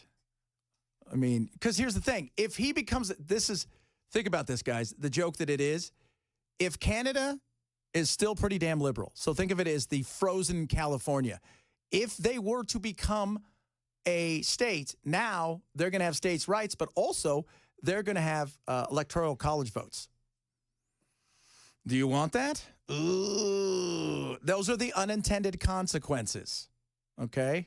We still don't know how Greenland feels about being a state, but we're going to find out. That is if we don't go to war with Denmark, which would be awful, by the way. They need to do what they're told. I'm Denmark. just kidding. Come on, you Danes. Joke. Come on. Will stuff go up? I think it's a possibility. Are you cool with that? I think for most people, if there's an end game, we're all fine if the end game is better for our workers, better for us trade-wise in the long run. There's an end game. If it is just to battle and prices stay up there and they're not transitory, then I think people have an issue. You also have to remember our economy is giant compared to both. You could put Mexico and Canada together, and they don't come close to us. Yeah. So if anybody has an advantage in a trade war, granted, we would end up having to pay higher prices, but you're going to have a tough time beating someone. Just to give you guys a snapshot of how big our economy is, you may hate California. It's the 5th largest economy in the world. Just think about that. The 5th largest economy happens to be one of our states. And I think Texas is 8 or 10. So that's a massive economy right there. And that's a battle that nobody wants to get involved with us when it comes to these. That's why I said earlier, how long can we withstand it? Well, we've had higher prices for a while. And our inflation, while it sucks, still pales in comparison to a lot of nations' inflations, including at times Mexico and Canada. President Trump campaigned on a pledge to bring down inflation. With your vote in this election, I will end inflation. Experts say the 25% tariffs he's putting on goods coming in from Mexico and Canada and 10% tariffs on Chinese goods could raise prices. But Press Secretary Caroline Leavitt said the tariffs are in response to the illegal fentanyl that those countries have allowed to come into the U.S. These are promises made and promises kept by the president. Karen Travers, ABC. Promises made, promises kept. Great. Let's do it. and be forward thinking about it. Get in front of it. Don't let people get hit with a surprise that this is coming. There's a potential that we could see some stuff rise in prices. This will be transitory as long as these tariffs are going on. And we know we can outlast them. And at the end of the day, it's going to be better. And talk to them about why. When you talk people through stuff, it works better. Remember the other day when they came out and they were like, yep, we're not going to be paying some of this stuff. We're putting a freeze on all this stuff. The payments aren't going to go out. And then everybody's like, was it Medicare? Was it EBT? Food stamps? Are you paying Social Security? What about the military? And they didn't have a lot of answers right away. When you have answers and people don't have to guess, it makes it simple. It doesn't mean stuff's not going to run wild, because, my God, does it run wild on the internet. The things I got told today, and we should talk about this, because the DEI thing and the rampant lies and insanity I got sent to me overnight was pretty awesome. Do you ever wonder, like, what do you do during the day? Do you just sit around and make stuff up? I think some people do. I think they do. I think they sit there and stew, and they're on the internet, and they're scouring for stuff that will fit a narrative that they want, and they hope that if they sit, 100,000 people see it, that all they need is a few people to like it, for them to get their dopamine kick, and they can continue to spin stuff that's just crap. And I don't care look, I'm a free speech guy. And free speech, I'm 100%. If you're not advocating violence, I am 100% free speech. That being said, you should learn that eventually people should hold you accountable. And I'm not talking about you going to jail or anything, but not paying attention to you when you openly lie about stuff. Yet I see people follow the same people over and over again who lie. And it's always about getting a reaction. It's never about the truth. They're not looking for the truth. They're doing it on purpose because they want a reaction. Speaking of that, somebody just hit me up about the crazy fighter. If you guys don't know what happened, there was a UFC fighter who went off the rails. We're going to talk a bit about that. Also, Pete is at it again with Puxatawny Phil. We do not want you messing with Puxatawny Phil. Chris met him. I asked him. He did not get his paw. He met the actual rodent? He did. He met him. The land beaver? He did. Did it bite him? It did not. It did not. But Bill Murray. Don't drive angry. We'll talk about that. A bunch of other stuff straight ahead. Chad Benson Show, Super Talk 99.7.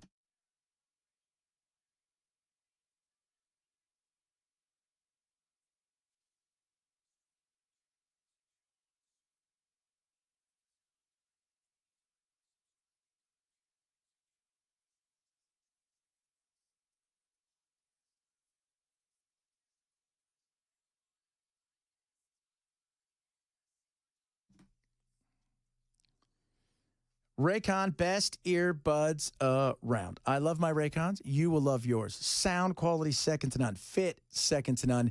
And they come with a 30-day happiness guarantee, which is great. So if you're not happy, send them back within 30 days. Boom! Get your money back. But you're going to love these things. Active noise cancellation, which is incredible. Fast charging, multi-connectivity, tons of colors to choose from. Top of that, Raycon has a ton of other amazing things, including headphones, stuff for your house that is incredible, chargers, fast chargers like you couldn't believe. And right now you get 20% off. Are you ready for that? 20% off. I'm telling you, if you love sound quality, if you love listening to, whether it's you're listening to us or you're rocking out to music, you want the best sound, that easy control. 8 hours of talk time, 32 hours of battery life.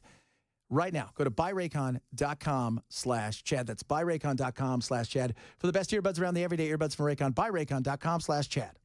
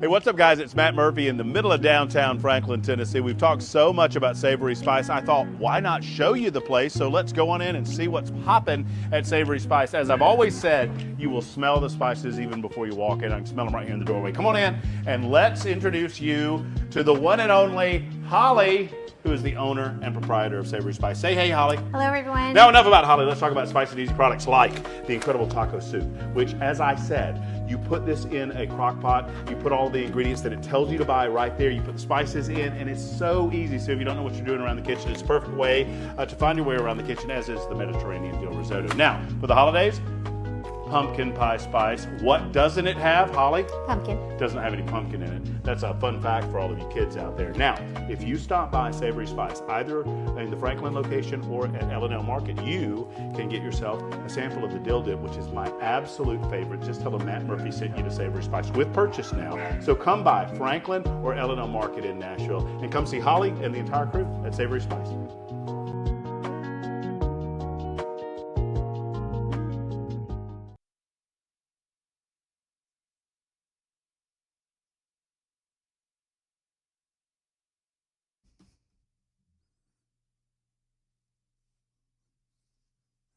Rough Greens, RUFFgreens.com. Go there now. Get yourself a free bag of Rough Greens or Meow Greens for your cat or your dog. It is a powdered supplement that you sprinkle on top of your dog or cat's food, and it has so many things in it that your dog's or cat's food just doesn't have. And even if it does have it, your dog and cat's food is shelf stable.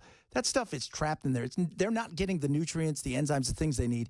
Rough Greens is going to give them that and then some. It's going to help with aches and pains in their joints. It's going to help with so many things. For our older dog, it helped with his energy level, but really it helped with his aches and his pains and his joints, to the point we thought we were going to have to put him to sleep. We started giving him Rough Greens, and he lived another 5 years happy and healthy, and it's awesome. Try a Jumpstart trial bag, $20 value. It comes to you free. All they ask you to do is cover the cost of shipping. Try it now. RUFFgreens.com. Use code Chad. Roughgreens.com. Use code Chad. All right, got a crash reported by police 24 westbound at Bell Road. White House Press Secretary Caroline Leavitt pressed by reporters on what Americans will face after President Trump imposes tariffs on our three biggest trading partners tomorrow.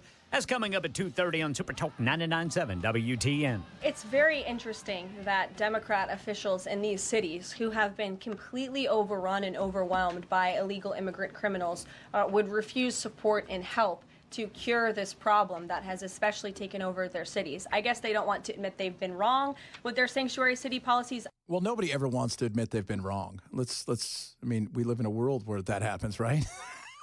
I mean, people play this game every day about, I didn't do it wrong. I mean, I would never mess up.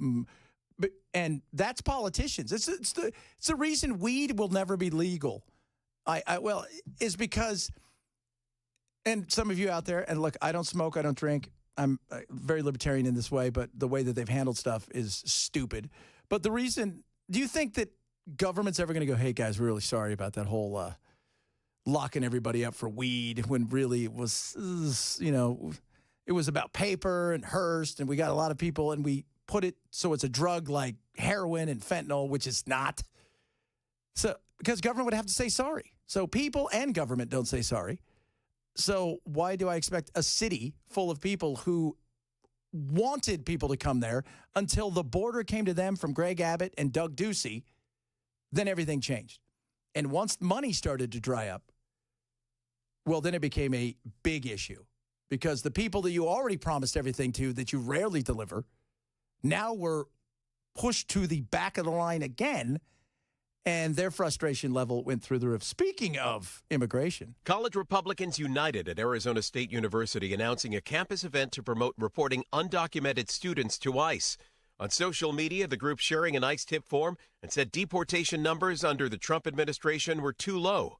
ASU officials slamming the campaign, saying it goes against the school's values but is protected under free speech. Free speech, which is important. I don't know how this is going to go on a college campus. How do you even, are you walking around asking people for papers? I don't know how that would work. This is the battle that's going on. And Trump, by the way, his numbers weren't great when it came to deportation. They weren't. But his numbers for getting people to stop coming here were really good. And that's got to be the thing that matters most is you fix the border, because the reckoning that is going to come from the battle of what to do with a lot of people here, because there's a lot of you who are like, get rid of every person ever. That's just, we've talked about it. It's just not going to happen. That's not a reality. Stopping people is the first and most important thing. But I don't know. Is it going to get to that point where we're going to start snitching on neighbors? Or I think this person is this. I think this person is that. I think this person is here illegally. My neighbor, this kid at school. That feels a little uncomfortable. For some of you, you probably love it. But I just, snitches get stitches. I couldn't snitch on someone. Now, if they did something, if they killed somebody, obviously, it doesn't matter what color they are. But I don't want to go around snitching on people. I think that is, couldn't do it. Couldn't. If they committed crimes, that's one thing. But if my neighbor was here illegally and they don't bug me, and I knew that, and they live quiet life, I couldn't do that. First of all, and the other thing, now, if they're a criminal, yeah, I'm calling them. Absolutely. This is a different story. But that would be anybody. And I don't even know who my neighbors are, by the way. So, I don't know if you guys have this. Nobody says hi anymore when you're walking. Because I walk here every day. I must pass, on average, 10, 15 people. Nobody looks you in the eye, and nobody ever says hi, even when you say it to them. So you say hi to people, and they probably leave like, what was wrong with that lunatic? They said hi to me. They do. Or they'll see me, I'll have a smile on my face, and I'll say hi, and they look straight forward, like, don't look at that person because of, it's so bizarre. He said hi. He's crazy. He's got to be crazy. People are talking to me. Text me. Speaking of free speech and insanity, we're going to talk about it. If you haven't heard what the UFC fighter said, it's one for the ages. I'll tell you that right now. We'll talk a bit about that. Plus, Matt's coming up here in a little bit. It is the Chad Benson Show, Super Talk 99.7.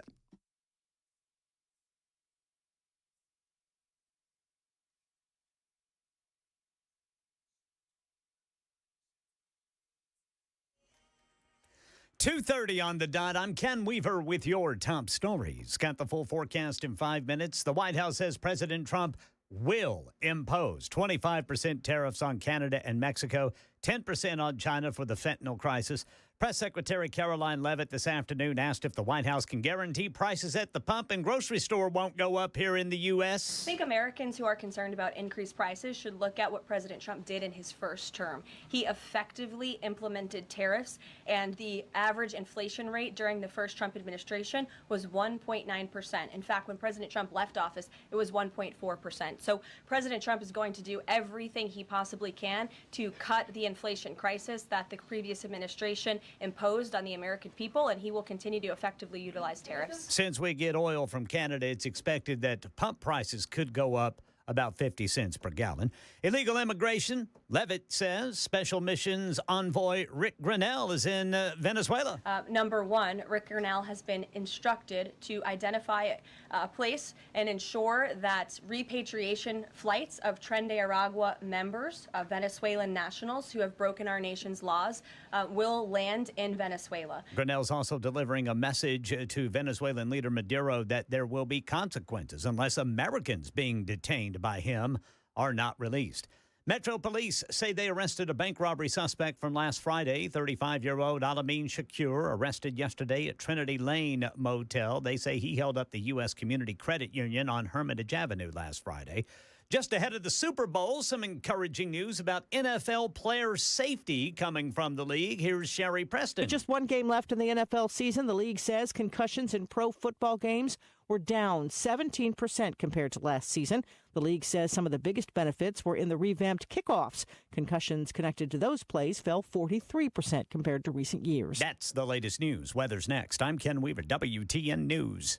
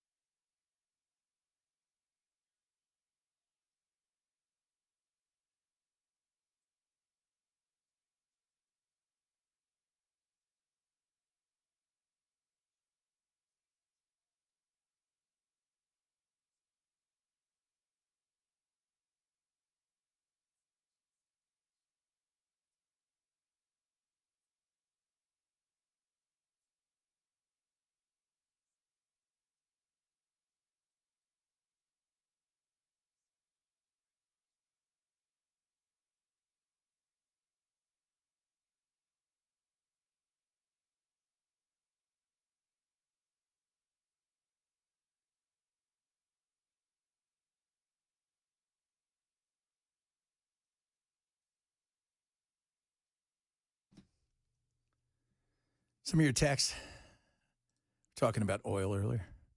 BS and higher prices of gas from Canada. We're going to be fast-tracking drilling. We'll be selling them oil. You guys are starting to sound like leftists, where they're always trying to fear. I think monger, not longer.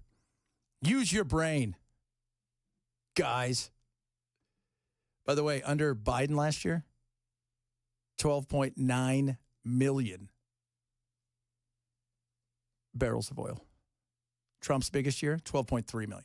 What? Biden tried to get rid of it, too. Maybe that's the whole thing. Try to get rid of it and watch what happens. People will go do it more. We also buy different oil. And it's not, people say, well, you can buy oil. Why would you buy oil from Canada if we've got so much of it? Part of it is the fact that refining is the big issue. They've got pipes and they refine. That's a big issue. Getting it to and from places. And they have certain oil that they use, you know, they've got certain weights of oil and certain things like that. But it's not just about whether we can produce it. It's also, if we flood the oil market, what happens? Well, you get to a point where oil drops to a certain level where it's not worth producing anymore. So if I'm going to lose $5 a barrel, I'm not producing oil. I'll just shut it down. I know where it's at. When the prices rise again and it's fiscally right, I'll come back out and do it. That's exactly why fracking was so profitable, is that they were able to do it at such a low price point and extract gas that was going to be it's going to put them in a situation where they're going to be able to provide the fuel at a lower cost because it's not costing them that much to get it out to begin with. Yeah. But you got to start with the base point of affordable. Yeah. Yeah, when you're drilling. Yeah, because if it's really probably about $65 to $80 is where they want it. Too high and people are like freak out, and too low, it's not worth it. I'm not going to if I'm producing 5,000 barrels a day and it's $5 under where it should be, and I'm losing $250,000 a day or whatever it is. Why would I do that? That's stupid. Leftists always like to talk about the profits that gas and oil companies make. Yeah. But they never want to talk about the cost to get to the profit. Yeah. Oh, they had $30 billion in profit last year. Well, really, they spent $250 billion to make it. Yeah. Wildcatting, because you go out and you will drill a bunch of holes that are just dry. They're dry, and your goal is to just you need one or two to make it worth it, but it's expensive. And there's been times when oil just was worth nothing, really.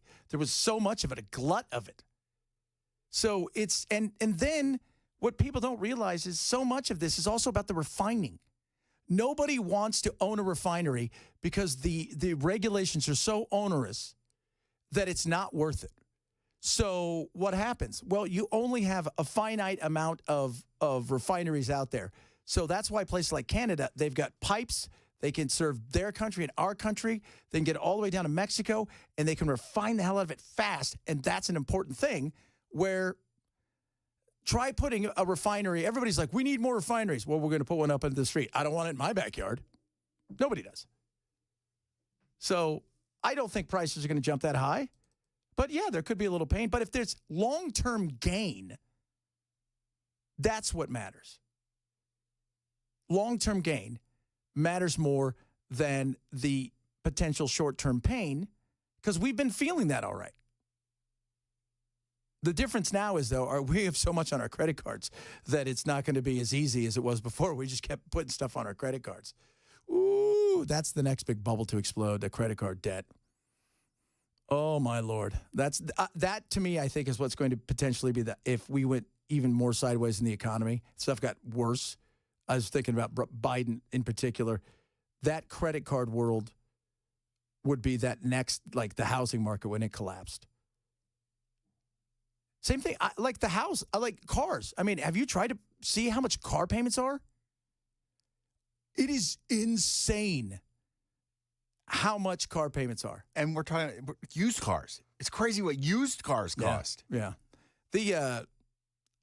So my buddy, he owns a dealership out in Arizona, and I still do stuff with them for the station out there. And he comes, he's a great guy. His name's Chris. He comes in. I said, dude, what's the average payment right now? And he's GM. He's like, for a truck, you're not walking out for less than $1,000 to $1,500 a month. And what's the note on that? 5 years? 5. Now they're doing up to 7 and even further because how are you going to afford it? Anybody that pays that is, granted, you can afford more over time, but why would you want to carry that kind of debt? Well, for some people, they're car people and new car matters. For some, it's work. For some, but it's still, he goes, the average car payment for the new, and you're paying $700-800. In some cases, it's because of the interest rates. It's just, it's insane. It is insane. Free speech is a big deal. There was a UFC fighter, not the sharpest tool in the shed. Out of all the dumb, ignorant I've heard in my life, this has to be the dumbest and most ignorant. Before we get started here, let me get some dumb out of the way first here. I'm out here have fun doing Power Slap tonight, and I'm sure you guys heard what Bryce Mitchell said. If you haven't, he said I've heard a lot of dumb, ignorant in my day, but this one's probably the worst. Now that's Dana White. He owns the UFC, or did. I think ESPN owns it now, but he still runs it. He's talking about a guy named Bryce Mitchell, who is everything that is stupid, everything that is wrong, I think, at times with the internet. And the fact that, he's got free speech is great. Never want to take it away from him. I don't agree with anything he says here. But on top of all of that, it's the fact that everybody's an idiot. It can get a platform and can be heard. It's not always a great thing, and I'm a big fan of free speech, but alas, here we are. Ladies and gentlemen, Bryce Mitchell and how he feels about his fishing buddy, Adolf Hitler. Hitler, hell and the Nazis.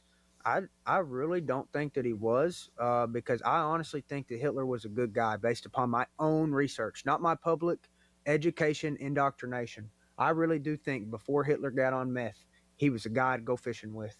He fought for his country. He wanted to purify it by kicking the greedy Jews out that were destroying his country and turning them all into gays. They were gaying out the kids. They were queering out the women. They were queering out the dudes. They were, what her first tranny surgery ever was? Happened to be in Germany before Hitler took over. The books that everybody makes fun of Hitler burning? You know what the books was? Queer books. Hitler burned queer books because Hitler didn't want a bunch of queers destroying his nation. They can't produce children.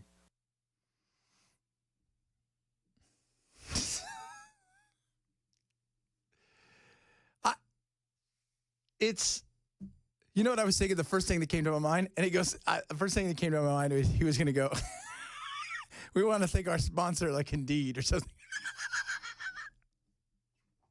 Pardon me, before my racist rant is over, let me get this commercial read in. If Adolf Hitler was going to hire, he'd go to Indeed. It's a known fact that most of the Third Reich was hired through Indeed. That was his first podcast. So it was his new podcast with this guy who looked like, he knew this may not go as far as we thought it was going to go. This podcast may be over. He also went on to talk about he doesn't put a kid in school because his kid will be queer and a communist. And he will also be indoctrinated that the Holocaust happened. And that there's no way that 6 million people were murdered by Hitler, the Jews, and put into ovens. That just didn't happen. I don't understand what it takes to be able to accept that as a factual reality. And if you're okay with the fact that Hitler was getting rid of the quote unquote greedy Jews, is he trying to say that sending 6 million people to gas chambers is okay if that's what he was doing? Yeah. I think his justification was the Jews got what they deserved because of their greed and their control and how they ruined the nation, etc. So I don't know if he thinks, Hitler sent them all off. You know what he sounds like? Collectivist. He sounds like a person who's an idiot, because he is. But the internet. Somebody tweeted or texted us earlier about this right here is a perfect example of somebody who can go on the internet and find anything to back up what they believe. And he also brought up flat earthers, which, by the way, was the flat earthers. God bless you. because I get a few of those. Where do you stand on the flat earthers, Bell? Usually on their neck, because it keeps them from talking as much, because then I don't have to listen to their stupidity. Oh, have you ever engaged a conversation with one of them? I started to at one point, and I realized this is not going to go anywhere, and I'm not going to waste my time on it because you have chosen to be this ignorant, and I can't get you to unchoose it. Yeah, it's. What about you? What about you, Ken? Yes, I have indeed. I didn't engage. I just said, okay. What else are you going to say? Yeah, I mean, it's like, they're presenting me with what they say is evidence, and I just say, all right, duly noted. These are some members of my family. No. Oh, yeah. No. Really? Oh, yeah. Like, they believe it's true. They don't anymore. I don't know what it was that changed their minds, but they no longer believe that. Nor I know that a bunch of the big flat earthers who had big channels and stuff and influencers, they went to the Antarctic, and then they got there because they were going to prove everybody's point. Look, we're going to go do all this stuff, and then they got there and they're like, oh, well, I guess it isn't flat. It's round. And they had to apologize. They did a big mea culpa. And you know what everybody said? The people that believe it's flat Earth, they've been bought. Because that's what we do now. If you prove somebody wrong, right, they've been bought. It's not real. Right. Somebody texted us and said, nothing he said was racist. What was it? I mean, let's see, he says, but nothing he said was really wrong. And my response was, so you think Germany's problems were caused by the, quote, greedy Jews? Yeah. And I'm waiting for a response. Somebody just said the earth is flat. I think that's a joke. I'm like, your family's texting me, Ken.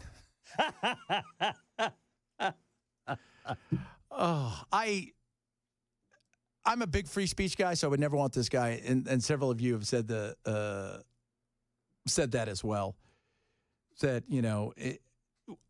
Bell and I talked about this. Crazy, ignorant, dangerous potentially needs to be seen, because when they're not, they're kind of like a kid that's in the other room that got really quiet. They're probably doing something they're not supposed to that is going to cause hell. Your walls are going to have crayons all over them. Yeah, except this one's not going to have any walls. What'd you say earlier? They're building bombs. Well, that's the thing, is when you try to, when you let crazy go quiet, it tends to scurry off somewhere and feel like it has to do something bigger to get attention. So at some point, it gets to be where they're dangerous.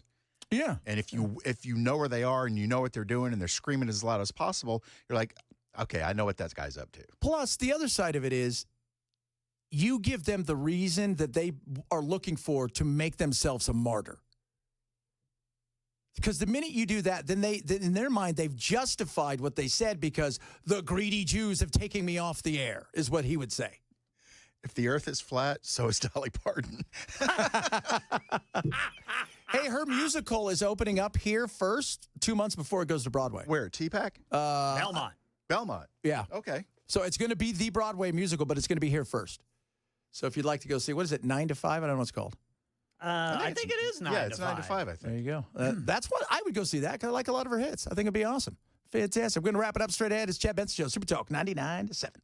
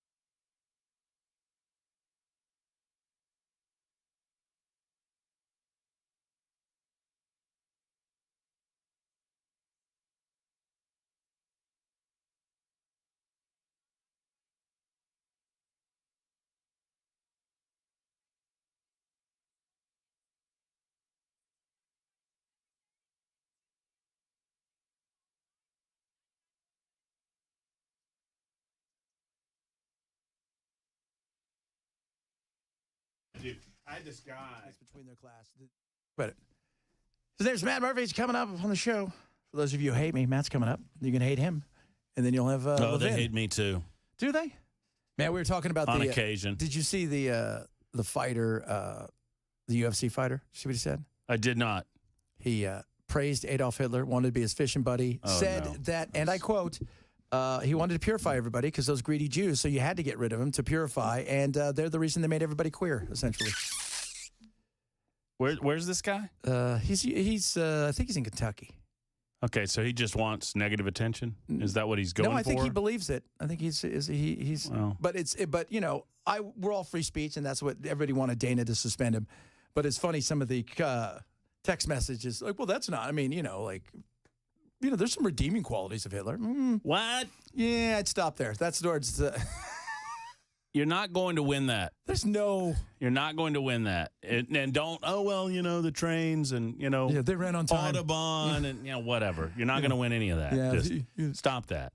I love how he qualified it, though, that he was, that it wasn't until he got hooked on meth Yeah, that was the he big thing became he the said. bad guy. Until he got hooked on meth, he'd have been a guy I wanted to fish with. Yeah. Like that was it. I think Hitler only had one testicle. Is that not true? Is that an urban legend? Isn't that true? That's an urban legend. I think that's true. I thought that's true. That's an urban legend. Takes a lot of balls to invade the Rhineland. No, apparently only one. Only one ball. So, yeah, so that was, we were dealing with a lot of that hilarity. Here's the thing. It's very interesting. And I didn't catch the end of the show. I caught the beginning of the show. And you're so right. I mean, there are moments where you want to say, listen, we are not designed as a country or as a people to agree 100% of the time. But here's what I would tell you. As much as you love me as your pit bull, when I'm on your side on an issue, you're probably not going to like me very much if I'm that same pit bull and you disagree with me on an issue. But that's okay. It's all right for us to disagree. But we unfortunately live in a time now. We're so tribal. It's truth or tribe, right? If the truth goes against the tribe, people will go because they don't want to be thrown out of the tribe. And it's sad because we should be able to have a conversation about stuff and disagree on some things. Because if everybody's agreeing on something, that's some sort of bizarre cult. Mm-hmm. That's not reality. And I live in a world of reality. And you and I, we joke, we disagree about stuff, and we have a good time. We have a different point of view. People nowadays, it's 100% of either agree, or even if we believe in 90% of the same thing, I can't be your friend.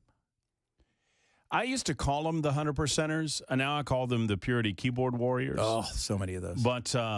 But I called them the 100%ers because these are folks that we agree, great, I love you. We agree, great, I love you. We agree, great. 99 times we agree, great, I love you. The one time that we disagree, I want you to burn in the pit of hell. Oh yeah, I get a lot of that. Yeah, that's fine. I don't know that you're going to make many friends. I think you're going to lose more friends than you make if you take that attitude or that approach. Secondarily, let's name the countries where everyone uniformly agrees on everything. Yeah. North Korea, China, these places where if you veer off the reservation, 100% of the people voted for Saddam Hussein because if you didn't vote for Saddam Hussein, you weren't a part of the 100% anymore. You were dead. And it's scary. Let's not be that. We should have, and if you're afraid to have your views challenged, that's also scary because you've identified yourself in such a way that anything that goes against the belief in your affirmations that scares you, and it's first thing you do is lash out.